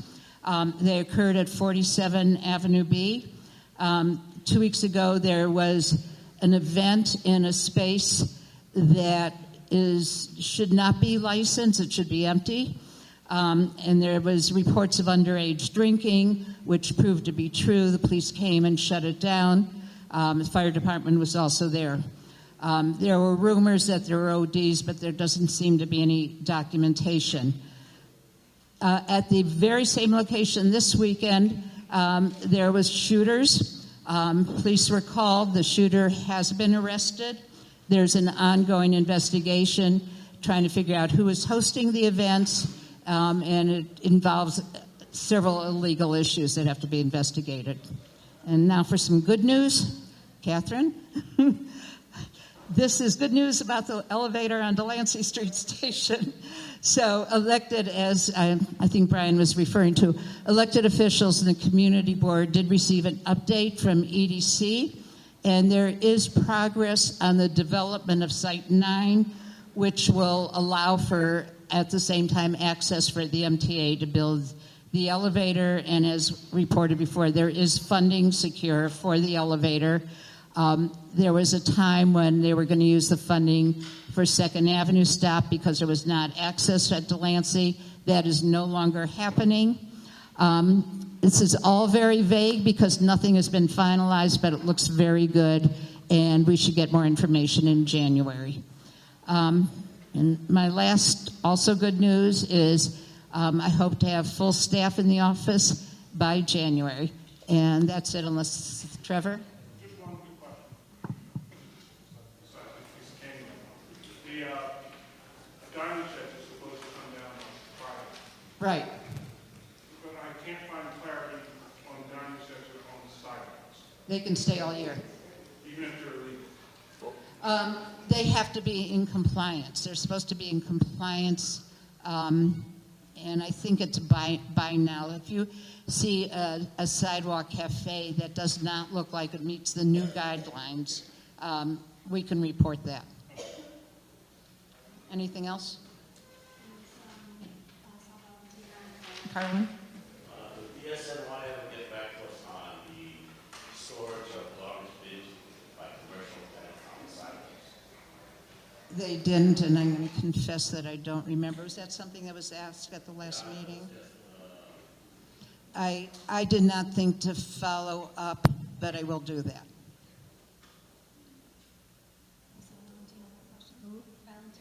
Oh, I'm sorry, I didn't see you. In terms of the Delancey Street Station, they had funding, I think, before COVID. And the issue kept being that the Delancey Associates at that site 9 kept, issues with when were they going to build, because the issue became that MTA or whoever does the elevator there did not want to put the elevator there until they built the building. Because they said if they put the elevator there and then they built the building, that construction might do in the building. So what has changed? Because every time I've heard this Development has issue, changed. it goes back to the Delancey Associates and that building, the funding is there. So what has changed? What has changed is the development. What has changed is development. It looks like there is progress on developing the site. So up till now. They're developing the site and they go, okay. So is there any timeline on how long that's going to take? It's not. It's always been dependent on that site and their construction there. So there's nothing finalized yet. We hope by January, but it looks very good. There is progress. It looks very good. We expect that the development will be finalized, and we will have more information in January. Oh, January,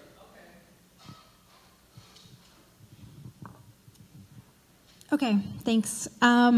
It looks like Larry's still collating the ballots, so I'll get moving along with committee reports now. Just one quick thing on executive. We did have to come up with a resolution on an attendance matter. I just want to take this as a quick opportunity to remind folks about our attendance rules. There are no excused absences save for extenuating medical emergencies where you need to request a leave of absence. For 2 months or more, you are allotted up to 1/3 of absences. Above that, we will send you a letter and CC either the borough president or the council member who appointed you, and inform you of your attendance over the past 6 months, and we'll ask you to improve your attendance. If that doesn't happen, we have to take further action. So I just wanted to explain that to folks who may not be as familiar. Any questions? Okay, wait. The resolution was passed. It was missed something that we actually discussed at the executive committee. It shouldn't read is subject to removal if his attendance is deemed inadequate. We determined at the executive committee that it would read if his attendance is deemed inadequate during the next review period, he will be removed. Okay, is there a second? We discussed it, but it was an error in the transcript. Right, but we made an error, so Clint is making a friendly amendment. It's not correct in the resolution. Yeah. Because he won't be removed though, even if it's that passes that resolution, we still have to codify it at full board, so he won't. No, the bylaws read that he can be removed at the discretion of the chair or the executive committee. That is what we discussed at full board. I was just.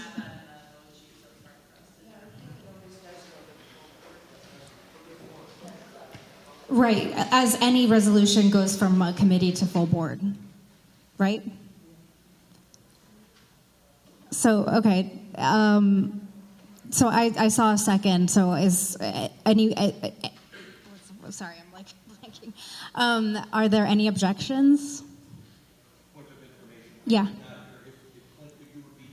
Yeah. It was just because this was essentially the third time, and we brought him to, but we chose not to remove him at the executive committee, but the reprimand was not to be subject if his attendance did not meet the requirements in the next term. It would be that he would be removed. As opposed to then, because if it's just subject, it has to be called up and we have to discuss it with him again. We've done that. This is the second time essentially. So it would be, we chose not to remove him, but his attendance has to approve, or it would be removed as opposed to being subject to removal means we have to go through the process again. Michelle, is a question? No, I want to read the bylaws. Okay. Which says that procedures for removal or reprimand of the board member for cause. The board may, by majority vote at a regular meeting, reprimand or remove the board meeting for cause. So that exec committee or the board chair can't remove a member in class. No, so it continues. So you would have to say that the executive committee would vote to remove this, not. Sorry. So it's just a wording issue here, right? Okay. I don't have the words in front of me.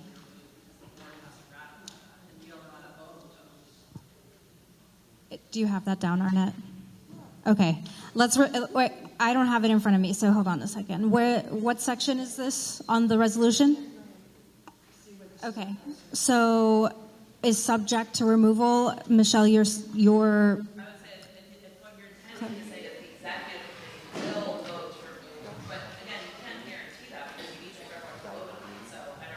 right.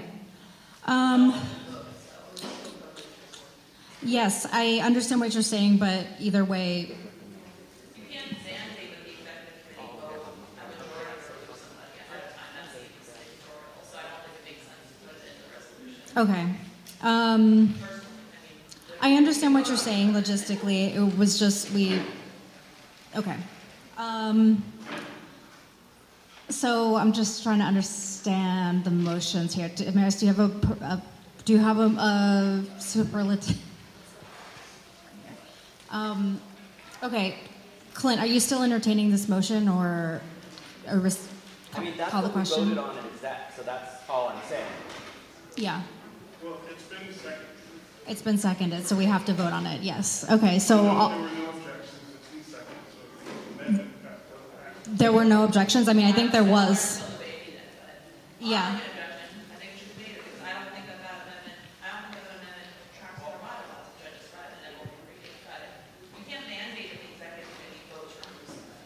Right. Okay. Yeah. Do you have something to add? What are we really saying? Are we saying that, are we authorizing the executive committee to take this vote? Or are we saying that it is the responsibility of the executive committee or of this board to take that position? What are we saying? I think it was the former. I think it was we're authorizing the executive committee to take this vote should attendance not improve. But the question then is, right, are we saying that the executive committee has the option to vote and then their vote is, I mean, I'm not clear either. Right. Yeah, I understand it's confusing. I would rather just move on and I'm trying to think of the procedure here. Valentina, do you have anything you'd like to propose to change? You're confused. What I'm looking at says, therefore be it resolved that they reprimand Sean Garcia. So what are we adding or subtracting from this right here on the table? I think I understand what we were trying to get to. We were trying to give it more weight because, generally speaking, and this is a thing I think a point of information for everyone, right? Is like at this point, we're required to take action, whether that's reprimand or remove, and so we were trying to like not just kick this can down the road. Yeah.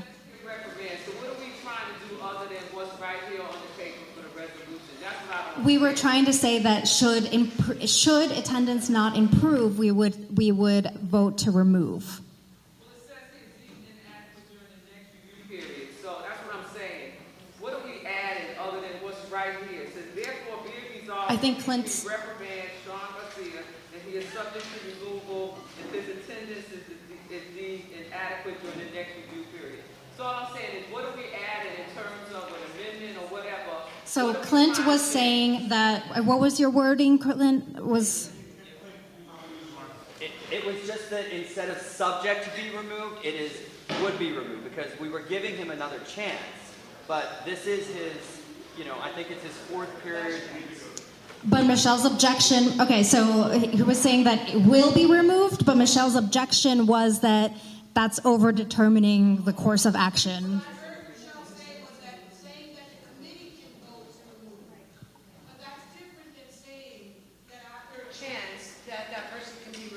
Michelle is, I think, objecting to is saying that you're telling the committee how to vote versus setting the policy that at that stage, once that last chance is given, there's no other chances. That's it. That's it. There's no other chances, right? Well, I think it's a difference between can versus. That's what I'm saying. Will vote, like will hold a vote, not will vote to. But I think that the question here is to remove it from the ability to be voted on. At that stage of the process, it's already been voted on several times, and that is the point. The point is that at a final stage, when you give a final opportunity, if they still, whatever the issue is, if there is not compliance, do you bring it back again and again and again? No, I think you can be in that game perpetually forever. Right, that's, I mean, I think it would violate your bylaws to pre-remove somebody, to like pre-remove somebody. I think that they're changing the bylaws so that they're not in violation. Wait, yeah, we're not changing bylaws. We're not. We're not. Yeah, the board is, and the chairperson is authorizing subject to determine the course of action based on information that we receive. Right. We invite the member to come and explain their situation, and we make a determination based on individual, courses of action. So I think, yes, we could call the question, but I don't know what this means for, okay. Okay, so.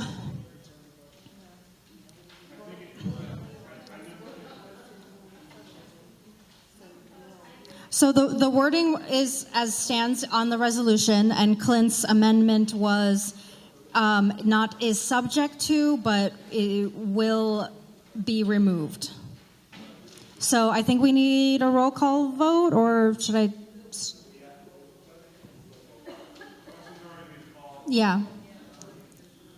Okay, so can I get a quick show of hands of those in favor of the amendment?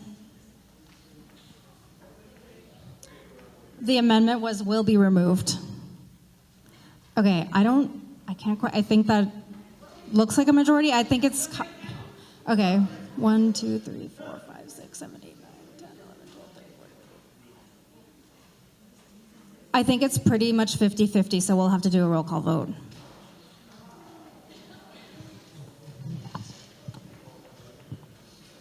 Okay, so you're voting on the amendment. Should it say will be removed? That's what you're voting on. David Adams.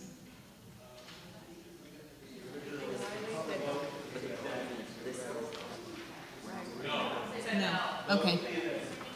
Thank you. Stephen Ballinger. Sarah Bachu. Lee Berman. Solomon Bletcher.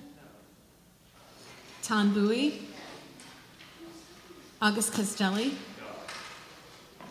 Carlin Chan, Ariadne Chua, Vincent Cerrito, Eric Diaz, come back, Alistair Kanamakis, Larry Fenn, Tahisha Fields, Naima Fafana, John Fout, absent, Catherine Freed,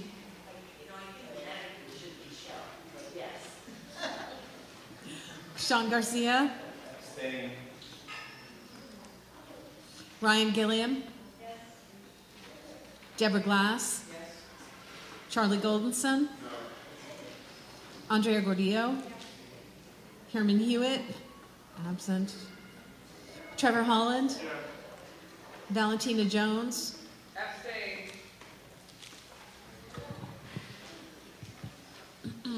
Anna Kakar, Nancy Kong, Michelle Coopersmith, Diane Lake, yes, Mei Lee, Michael Lavario, Jaja Liao, absent, Molly Liu, Campbell Munn, Indrani Rivera, Gravin Olivares, Jamaris Reyes, Jaylene Rodriguez, Richard Ropiak, Sherry Ryan, absent, Arnett Scott,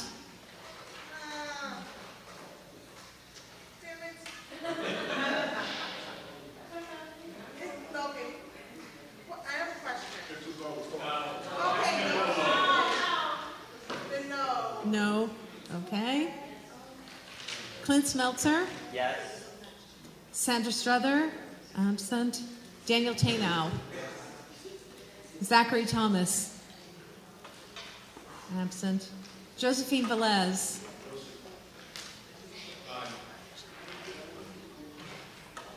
Kathleen Webster, absent, and Guillermo Zubiaga. Oh, there you are, sorry.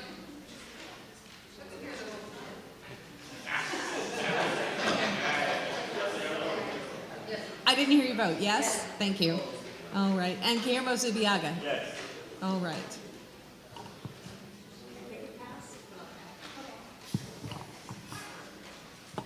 Thank you. May, do you have anything to report? Okay, I'll let Diane tally while you give your report.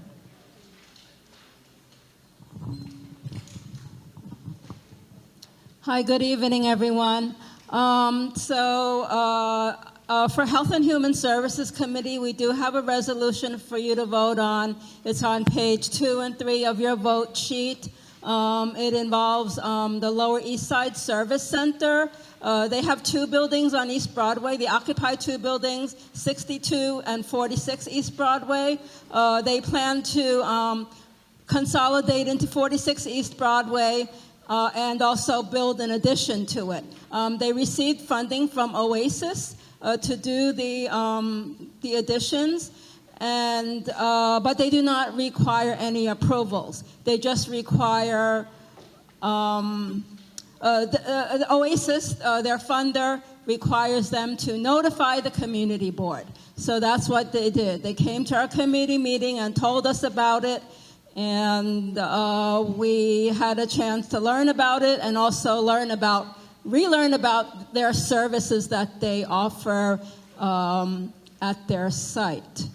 So, Richard?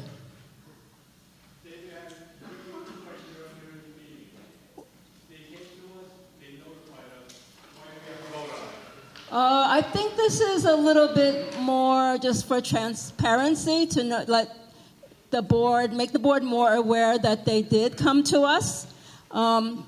So the thing is, we did vote on it, just to say that we heard it and know what it's about.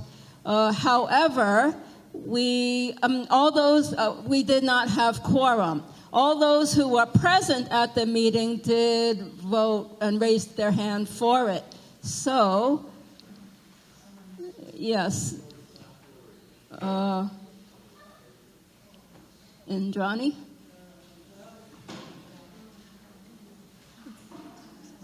Yes, Damaris. Yeah, I'm waiting for. Yeah, go ahead. I guess so. It's not clear exactly to me the intent of this resolution other than to notify us because they're talking about rehabilitating a building. So I guess my question is there anything land use or development related to this? It's just that they're doing regular renovation and they just want to tell us about the new programming and is that the gist of it? Right. Yeah, they're actually adding some floors to the building. Not just renovating the interior, but adding some stories to the back of the building, and they own the building. So, they tell us that. Is that?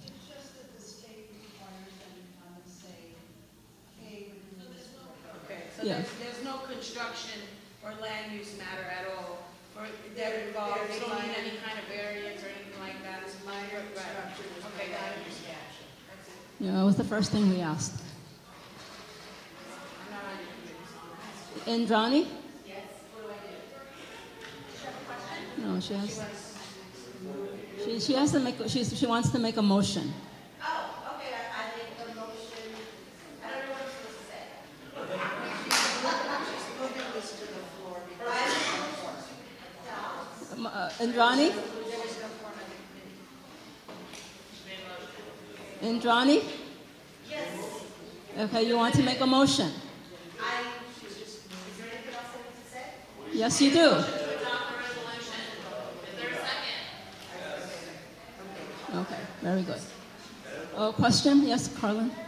62, they are closed to 62, and how many floors are they adding to 26? Was it another 6? No. Right. Oh, another 4, right. It's a 6-story building. And so they rent 62, so they're just going to leave, depart from 62. So they rent part of 62, not all of it.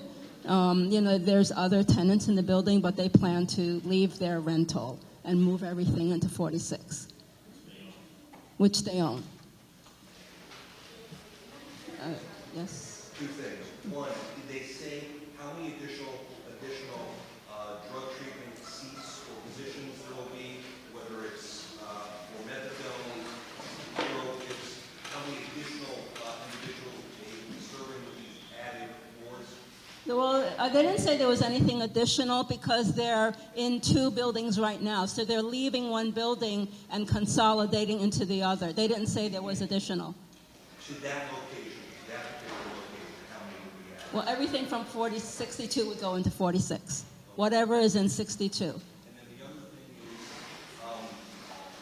there's no need to move anything here because this is a notification. So a motion is out of order because we're not being asked to vote on it, correct? Yes, you are.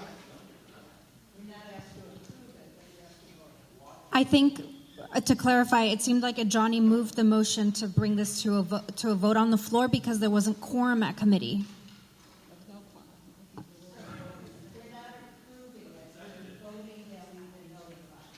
We're formalizing the presentation.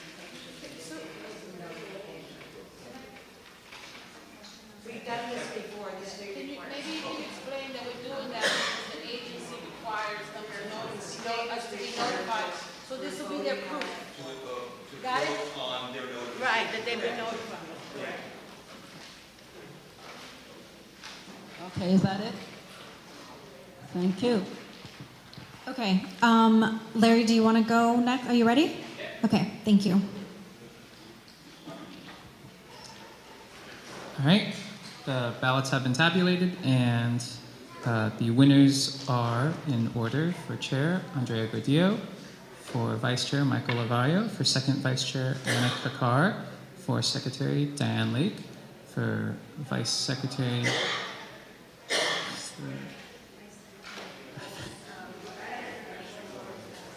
Oh, Secretary Arnett Scott, yes, I'm sorry. Yeah, and Treasurer Kathleen Webster. Thank you so much, and thanks to the members of the nominating committee, and thank you, Sarah, for your service as first vice chair this past year. Okay, moving on, as actually Sarah, as on anything on cannabis.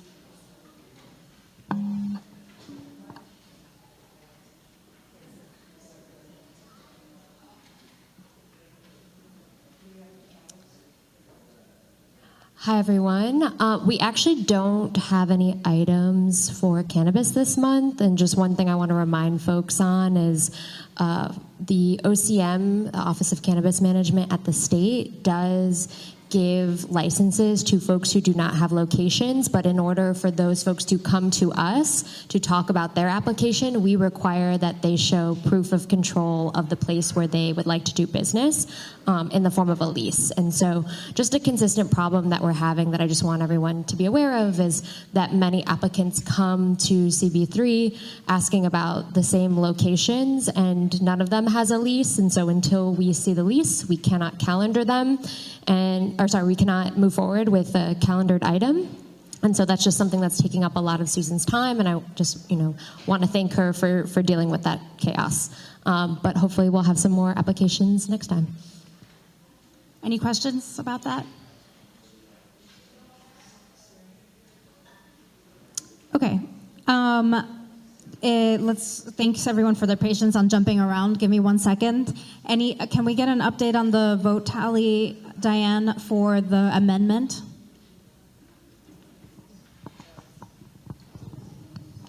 So for the amendment, there were 26 yes, 11 no, 3 abstentions.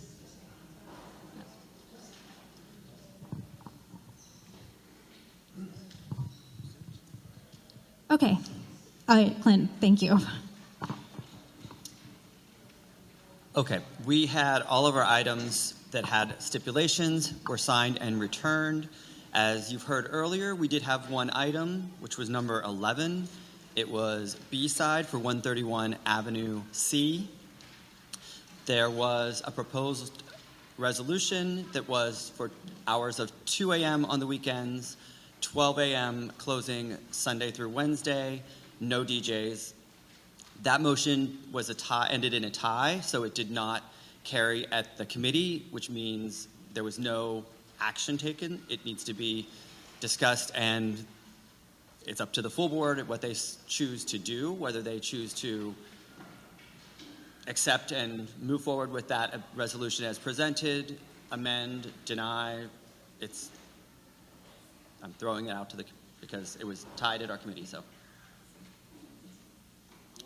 So were all the SIPs on each side signed?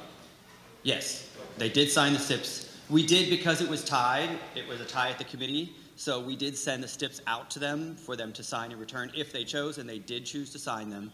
So we weren't sure what would happen at the full board, so it was sent out.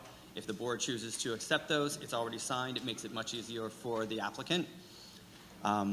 So yes, they did sign those stipulations as presented in the resolution at the committee.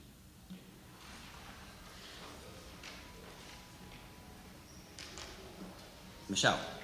I just wanted to say, and I really respect the work of the committee, obviously. I was watching the meeting, and it was really long. I've never seen more than 50 community members show up in support of an application. I was the SLA chair for 2 years. I've never seen that in my time on the board, and they got double the number of signatures in support as they were in opposition. And I kind of just feel like, what is the point of asking these applicants to do all this work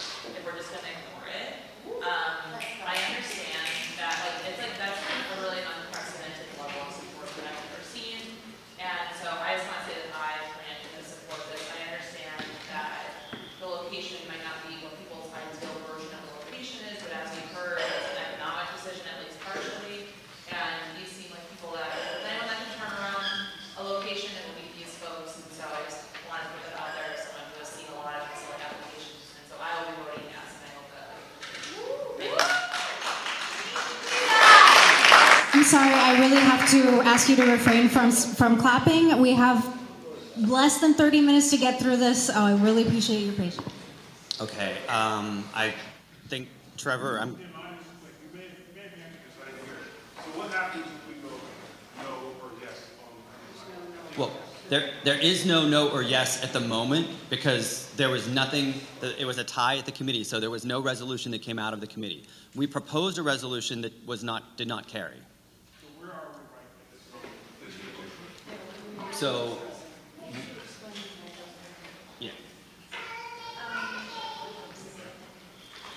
So while she's looking, Gravin?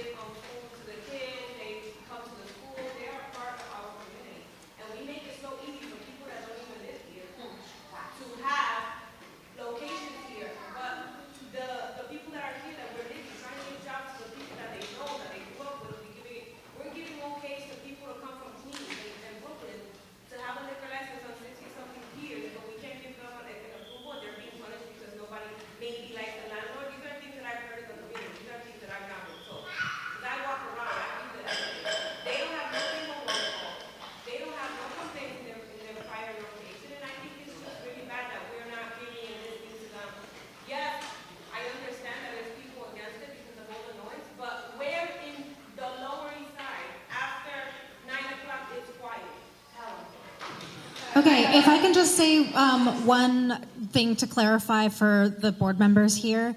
I think it would be appropriate, as Clint advised, to deliberate briefly on this, but there's a few options that folks can entertain, which is a board member can make a motion to vote on the resolution that did not pass.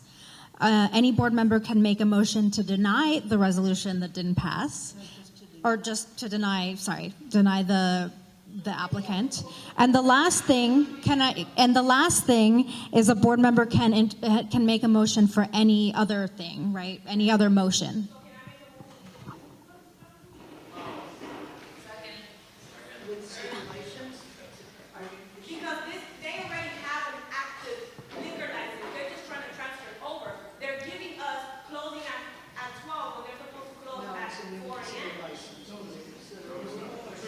Clarify. It's not the location, as I understand it, hasn't been licensed since 2017. I know. It is, but there's another license in that location already.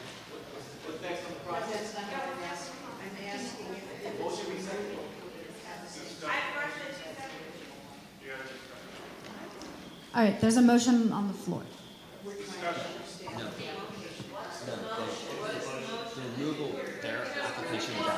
Give us 1 second. You know, Frank's here. I have a question. They need a second. So, Frank, is this a removal? So it would he carry the same stipulations? I agree. I'm asking. No, the application was for the same stipulations as the location on Avenue B. So, Gravin had made a motion, and there was a second. So we have to deliberate what's on the floor right now.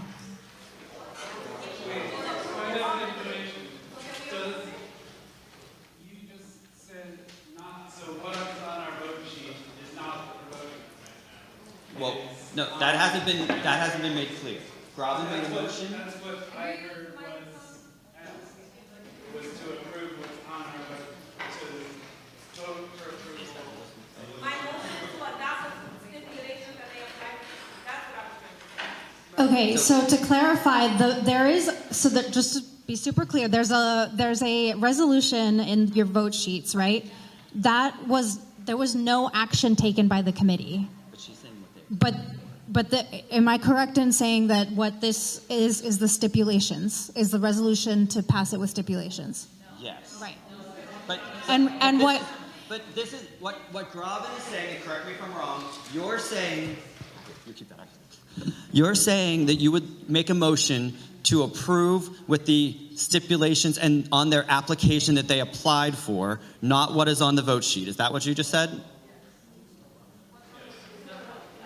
How does their application differ from the vote sheet? What they applied for 4 a.m. DJs, and those were the main 2 points that were different than what's on the vote sheet. But what the resolution was made at committee was 2 a.m. It was not to approve 4 a.m. across the board. It was to give them 2 a.m. on the weekends, 12 during the week, and no DJs. That was the stipulations they signed. I'm sorry, I didn't hear the second part.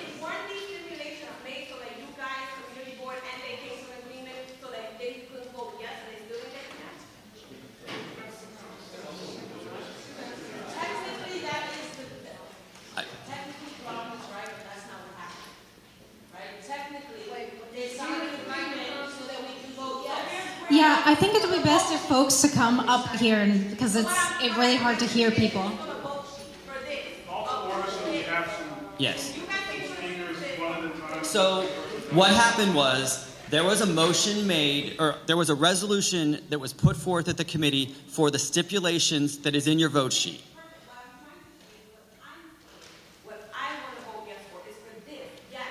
So you want to vote for what's on the vote sheet, not what they applied for? Okay. I didn't hear that from your very first statement, so that's what I wasn't clear on. So Gravin has made a motion to vote on the resolution that is in your vote sheet for item number 11. Now, I think Val had her hand up first before anyone. Wait. Someone... Yeah, everybody who wants to speak, I really encourage you all to come up here because it's really chaotic to hear anyone talking over each other. So please come up here.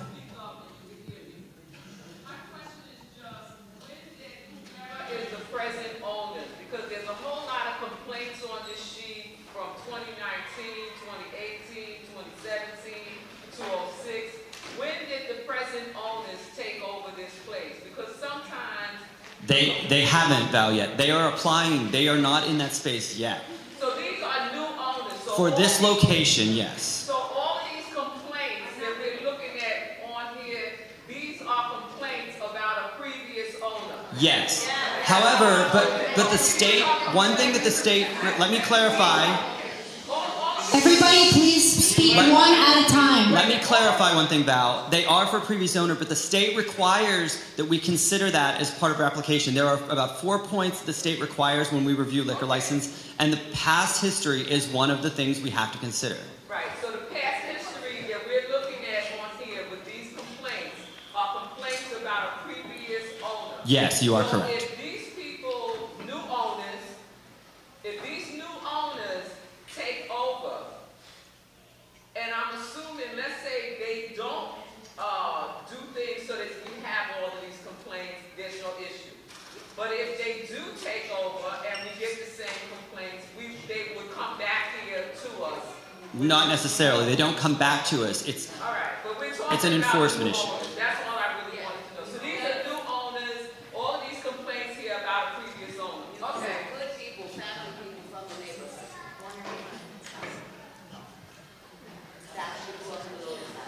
We need to enter the debate on the stipulation. So I know people have questions, but we are entertaining this resolution right now. Okay, so I know that people have clarifying questions, which is fine, but I want to remind folks that that's what's happening, and I'm going to help Clint take stack because I have about 10 of you all wanting to speak. Okay, and Susan wanted to just clarify something about our guidance. I'll let her speak. Okay, I just wanted to explain about the guidance since that was referred to. This is not anything for or against this resolution. We have guidance which was written partly for applicants, so to help them to know what to expect. And many people, not many people, some applicants, for instance, last Thursday, I had a representative call the office, said, I have read your guidance. My applicant has wants to rent a unlicensed place on Broome Street. Would the board approve that or consider that? And I had to answer that our guidance says this is unlicensed, it's a problem area, so our guidance is against this. And the answer was, okay, we'll look for someplace else. So it really impacts people unfairly. And also, I can't give people information in the board if we don't have some clarity and consistency. So if you don't want guidance, you should not have guidance. Or if you do have guidance, there should be consistency in guidance, because I use that guidance to guide people, and some people turn away from, I think you get the idea. I would encourage people to also read that guidance as well. I don't want to open a can of worms, but we do grant exceptions. Clint could speak to this more, to certain exceptional operators. I just want to state that as a fact of our guidance. I have a long list of people here, so I'm going to help Clint with that. It was Damaris, Sarah, Anna, Sean, and then I'll do Stephen, and then Guillermo.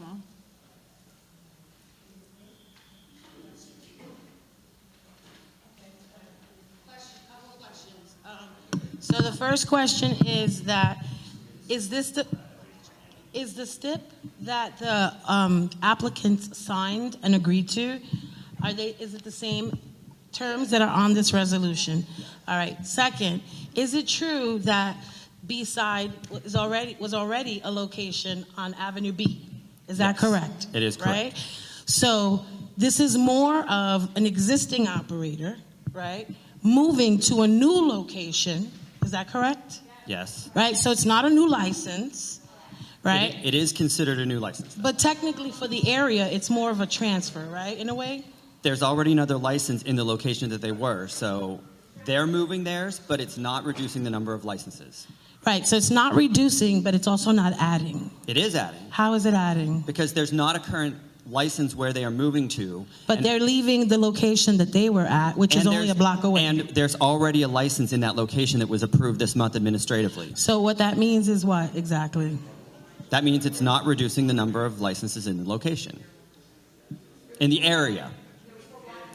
It was for wine and beer. All right, well, technically. Right, so technically it was on Avenue B, now it's going to be on Avenue C. Correct. Is that correct?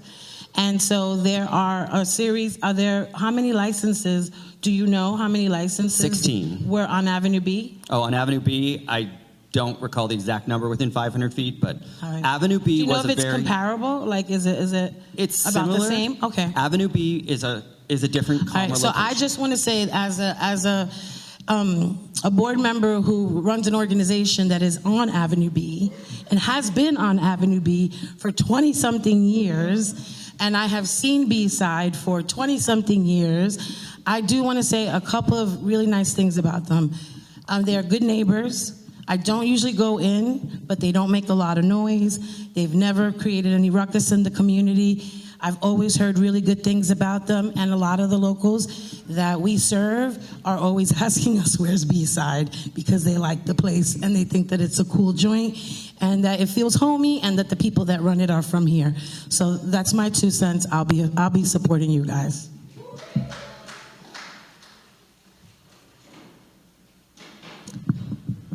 Hi, everyone. I also will be speaking in support of B-Side and Sabina and Wally, who, as you can see, are fixtures in our community. I just wanted to give an opportunity, because I know we can't clap and make noise, just for folks who are here in support of B-Side to stand up if you're able to.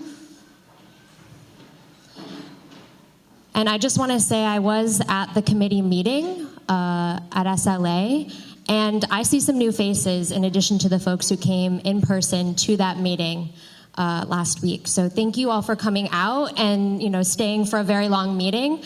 I also just wanted, and you can sit down if you'd like or stand. I just wanted to also call out the fact that if you look at the petition signatures, which I know Wally brought a stack for folks to look at, There are 6 occupied units in the building where they are looking to relocate, and they have 5 of the tenants from that building sign in support of this application. I think that the stipulations that the SLA committee was able to get during the committee meeting were, I think, much more realistic for the street. It is a saturated street. I think we can all agree that. But I think Wally and Sabina are going to add something to that street and really going to bring something positive to that street for the community that already lives here, which is very different than many of the spaces on Avenue C. So I just encourage all of our fellow board members to really think about how we can support folks from our community to get the opportunity to keep their small business open. Thank you, and thank you, Chair.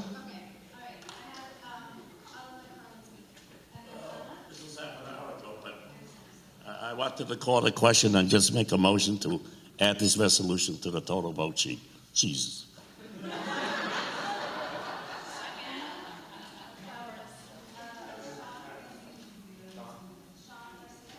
Yeah, I just wanted to say it's very, very impressive by the presence of folks who were here staying out for a long meeting, long committee meeting. I wasn't clued in, but without exaggeration, I got 7 text messages from other parent leaders in the district. I'm a parent leader in the district. Other parent leaders in support of B-side. I was just like, what is going on? Why are people texting me about this? And I understand why. Because I came into this room today, and folks who are here in support, I see people I love from the neighborhood who are supportive of this. And just on the grounds of those connections and honoring those connections, I'm going to vote in support of B-side tonight. And I just encourage folks to, yes, guidance is important, but we also have to understand when exceptions may be made. Is there a second to Carlin's motion? Yeah. Any objections? Question and the debate on it, just add this resolution to the total vote sheet at the end of the night. Okay, it's fine. Okay. So I don't need to take over. I was just trying to be helpful. I had Stephen, Guillermo, and Trevor.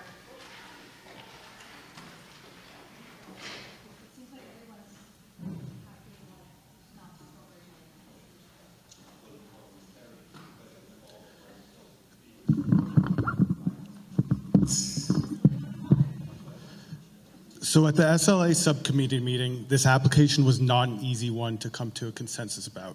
If this was any other location with a more positive history, it would be a much easier debate. On one hand, you have very vocal support in regards to the operators and the previous business of B-side. On the other hand, you also have vocal opposition from neighbors, adverse history of the space, and concerns about oversaturation on that area of Avenue C. It's hard to ignore both sides here. I am extremely sympathetic to the operators about what happened at the old location. I have also been in this business my whole life, and I could not imagine my career and livelihood going up in flames like that. I am also sympathetic to the local residents regarding crime and the space's history and adding one more license to that area. With that said, during the SLA meeting, I supported, and I still support, a middle ground scenario. This is the reduction of the hours of operation and having stipulations such as no DJs. This will give the operators enough room to get their business back, and assurance to the neighbors that there won't be another rowdy bar on that stretch of Avenue C.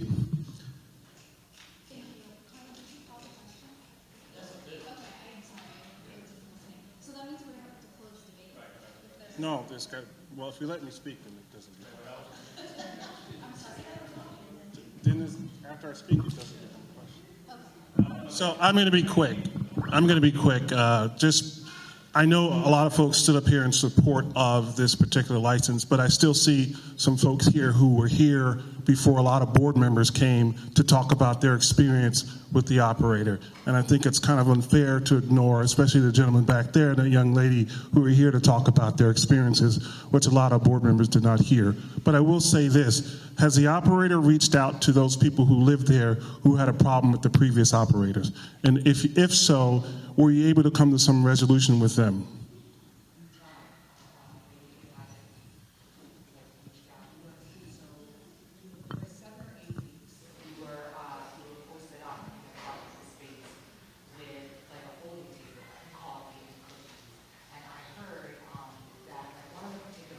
Can't hear. Well, we're right, it's reach out.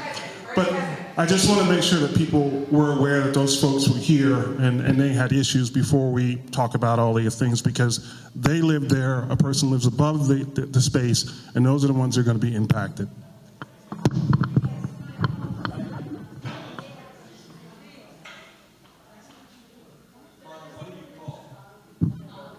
Well, I'm just going to speak because he spoke before the vote.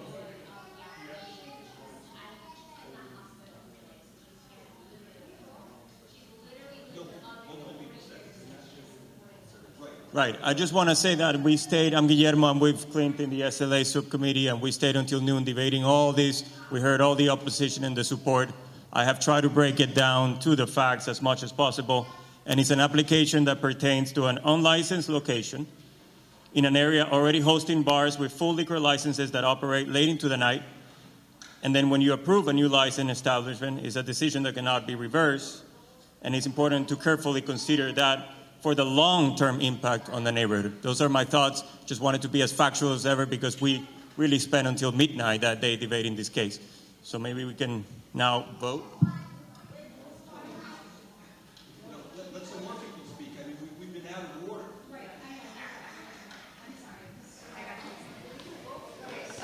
We have to vote to call the question, right? So we have, since somebody did that, we have to do a roll call.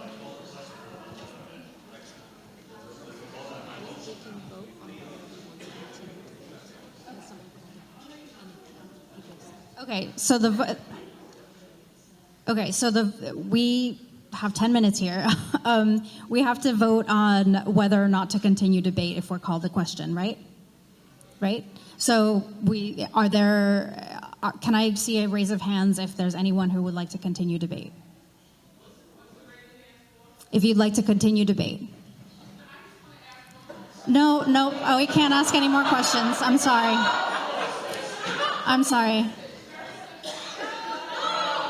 Vote to, everyone, I'm sorry, we have to really, really focus here. Okay.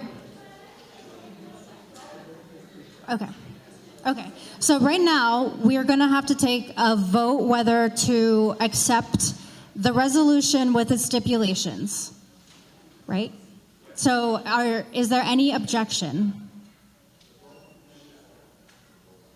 Okay, there was no objections. So we, okay. Are you taking a separate vote on this one particular item? No. Are we voting to add it to the whole entire vote sheet as our motion?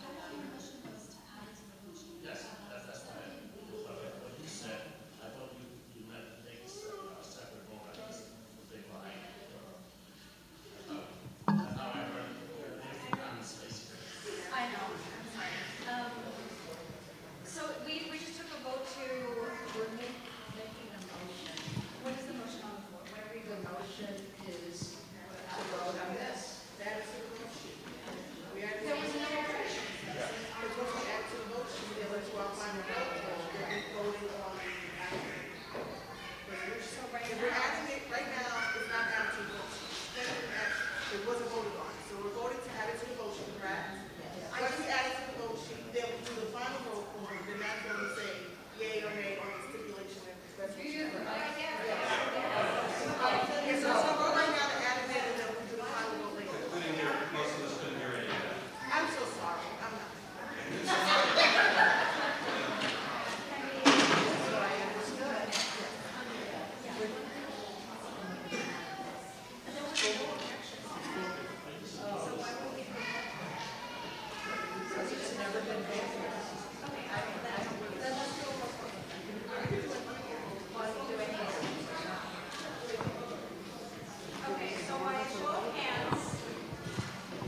Can everybody who, and correct me if I'm wrong,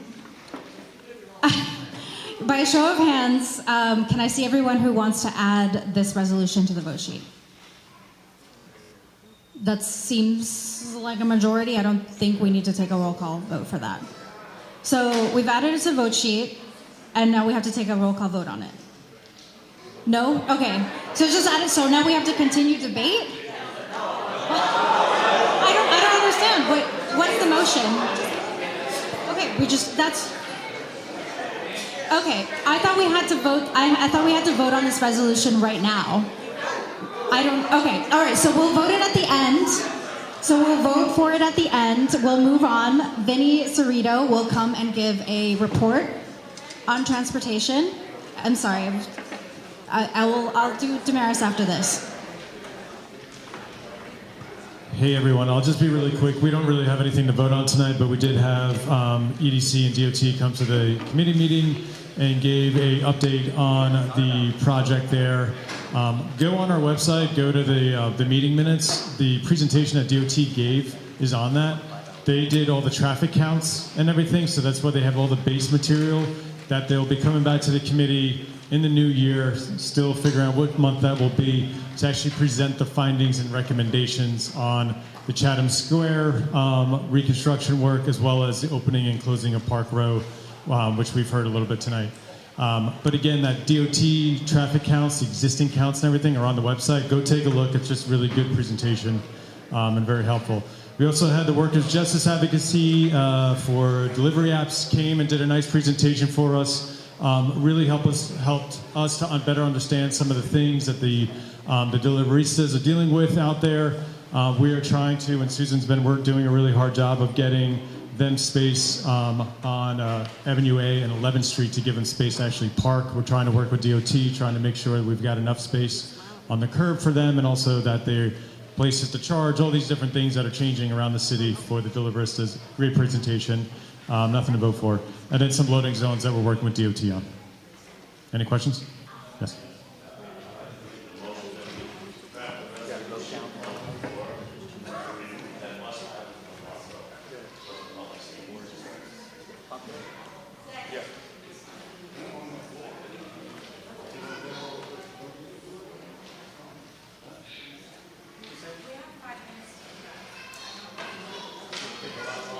I think it would be better to come to the committee and do it at the committee.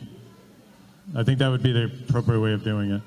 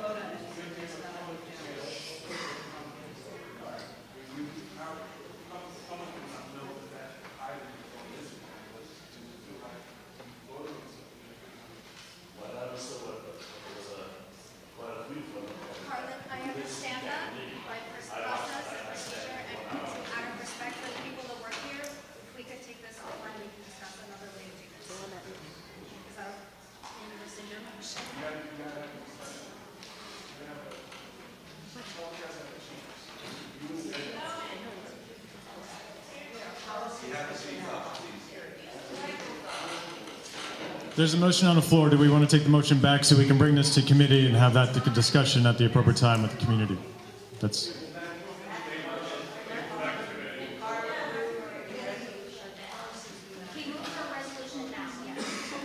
Got it. So in reality, the motion really, there's the policy of the board. It's on the website that we can't actually vote on anything when it's not on the agenda.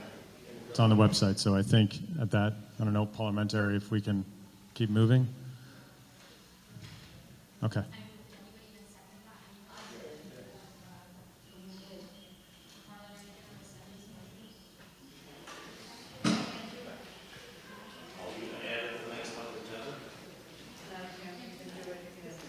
January. We don't have a transportation meeting in December, so it would be January.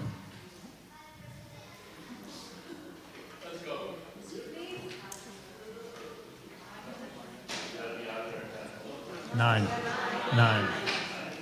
That's 4 minutes.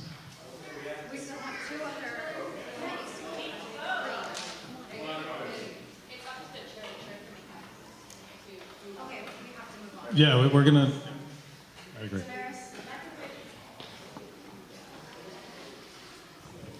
All right, 3 seconds. Hi, I'm Damaris, Chair of Land Use, and HPD came and did a briefing on their new RFP for the site at 324 East 5th Street. You might remember that's where the NYPD parking lot is at. There was no vote necessary, but I do want to tell you that they have promised a community engagement process, and we'll be talking about ways to bring that here to make sure that everybody has a say in what gets built there. Thank you. I'll be brief. We didn't have any agenda items, although EDC and DocuNYC did come to talk about modifications they will make to Pier 36, including increased security and reduction in the number of boats on the pier. Any questions? Thank you. I forgot to mention in my chair report, I appointed Ariadna as chair of the Economic Development Committee, and I'm very excited she was able to chair her first meeting. Thank you. So as Andrea mentioned, we're restarting the Economic Development Committee, also keeping it brief. If anybody's interested in joining, please feel free to reach out to the chair. Because it's a subcommittee, we don't meet monthly, so that's a plus. We meet a little bit more irregularly, but yeah, please feel free to reach out. Thank you. All right. With record time, we'll move on to a roll call vote on the agenda item. Okay, David Adams. What are you abstaining on?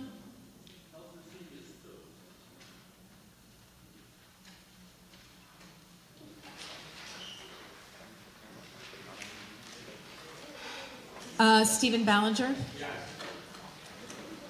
Sarah Bachu? Yes. Lee Berman? Yes, except no on SLA items number 6, 12, 13, and 16.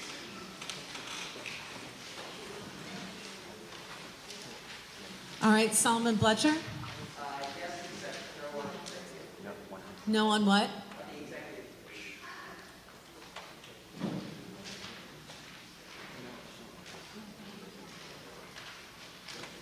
Ton Bowie?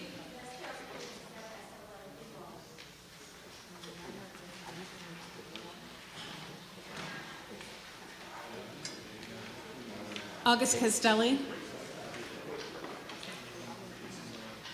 August? Yes. Thank you. Carlin Chan? Ariadne Chua?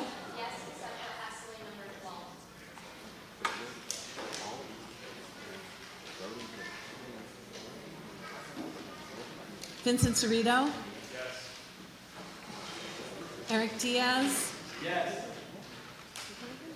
Alistair Economakis? Yes.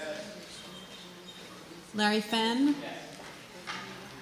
Tahisha Fields?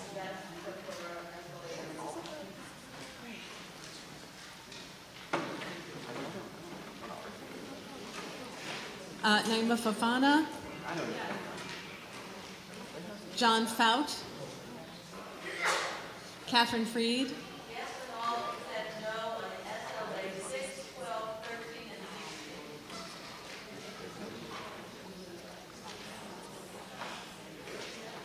and 16. Sean Garcia?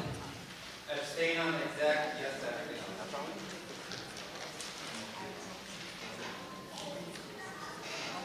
Okay. Ryan Gilliam? Deborah Glass?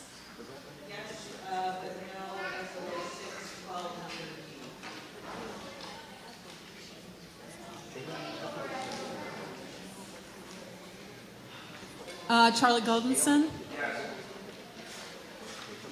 Andrea Gordillo? Herman Hewitt? Absent. Trevor Holland? Valentina Jones? Anna Kakar? Nancy Kong?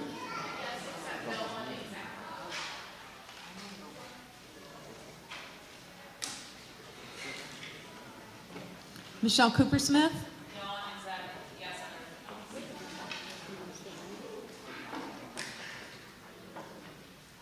Diane Lake, yes. May Lee? Michael Lavario?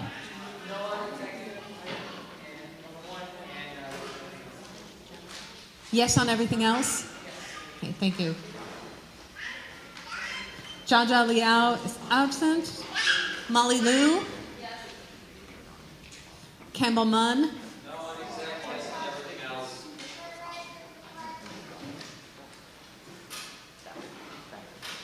Indrani Rivera?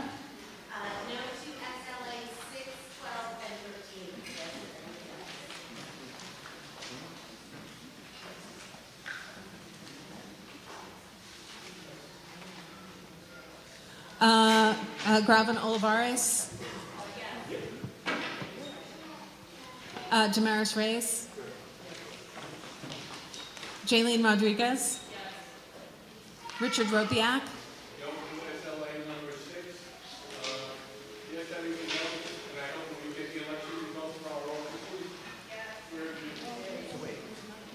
Sherry Ryan? Absent. Arnett Scott, sorry.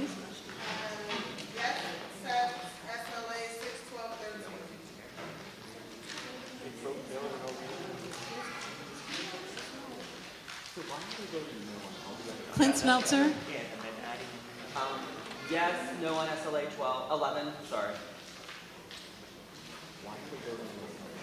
Yeah. Sandra Struther? Absent. Daniel Tainow?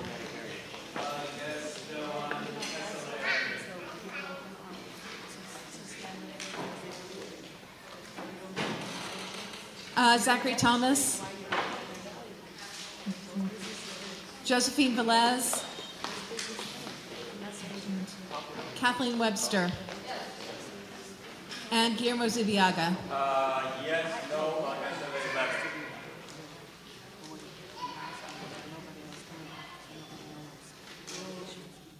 Okay, that's it.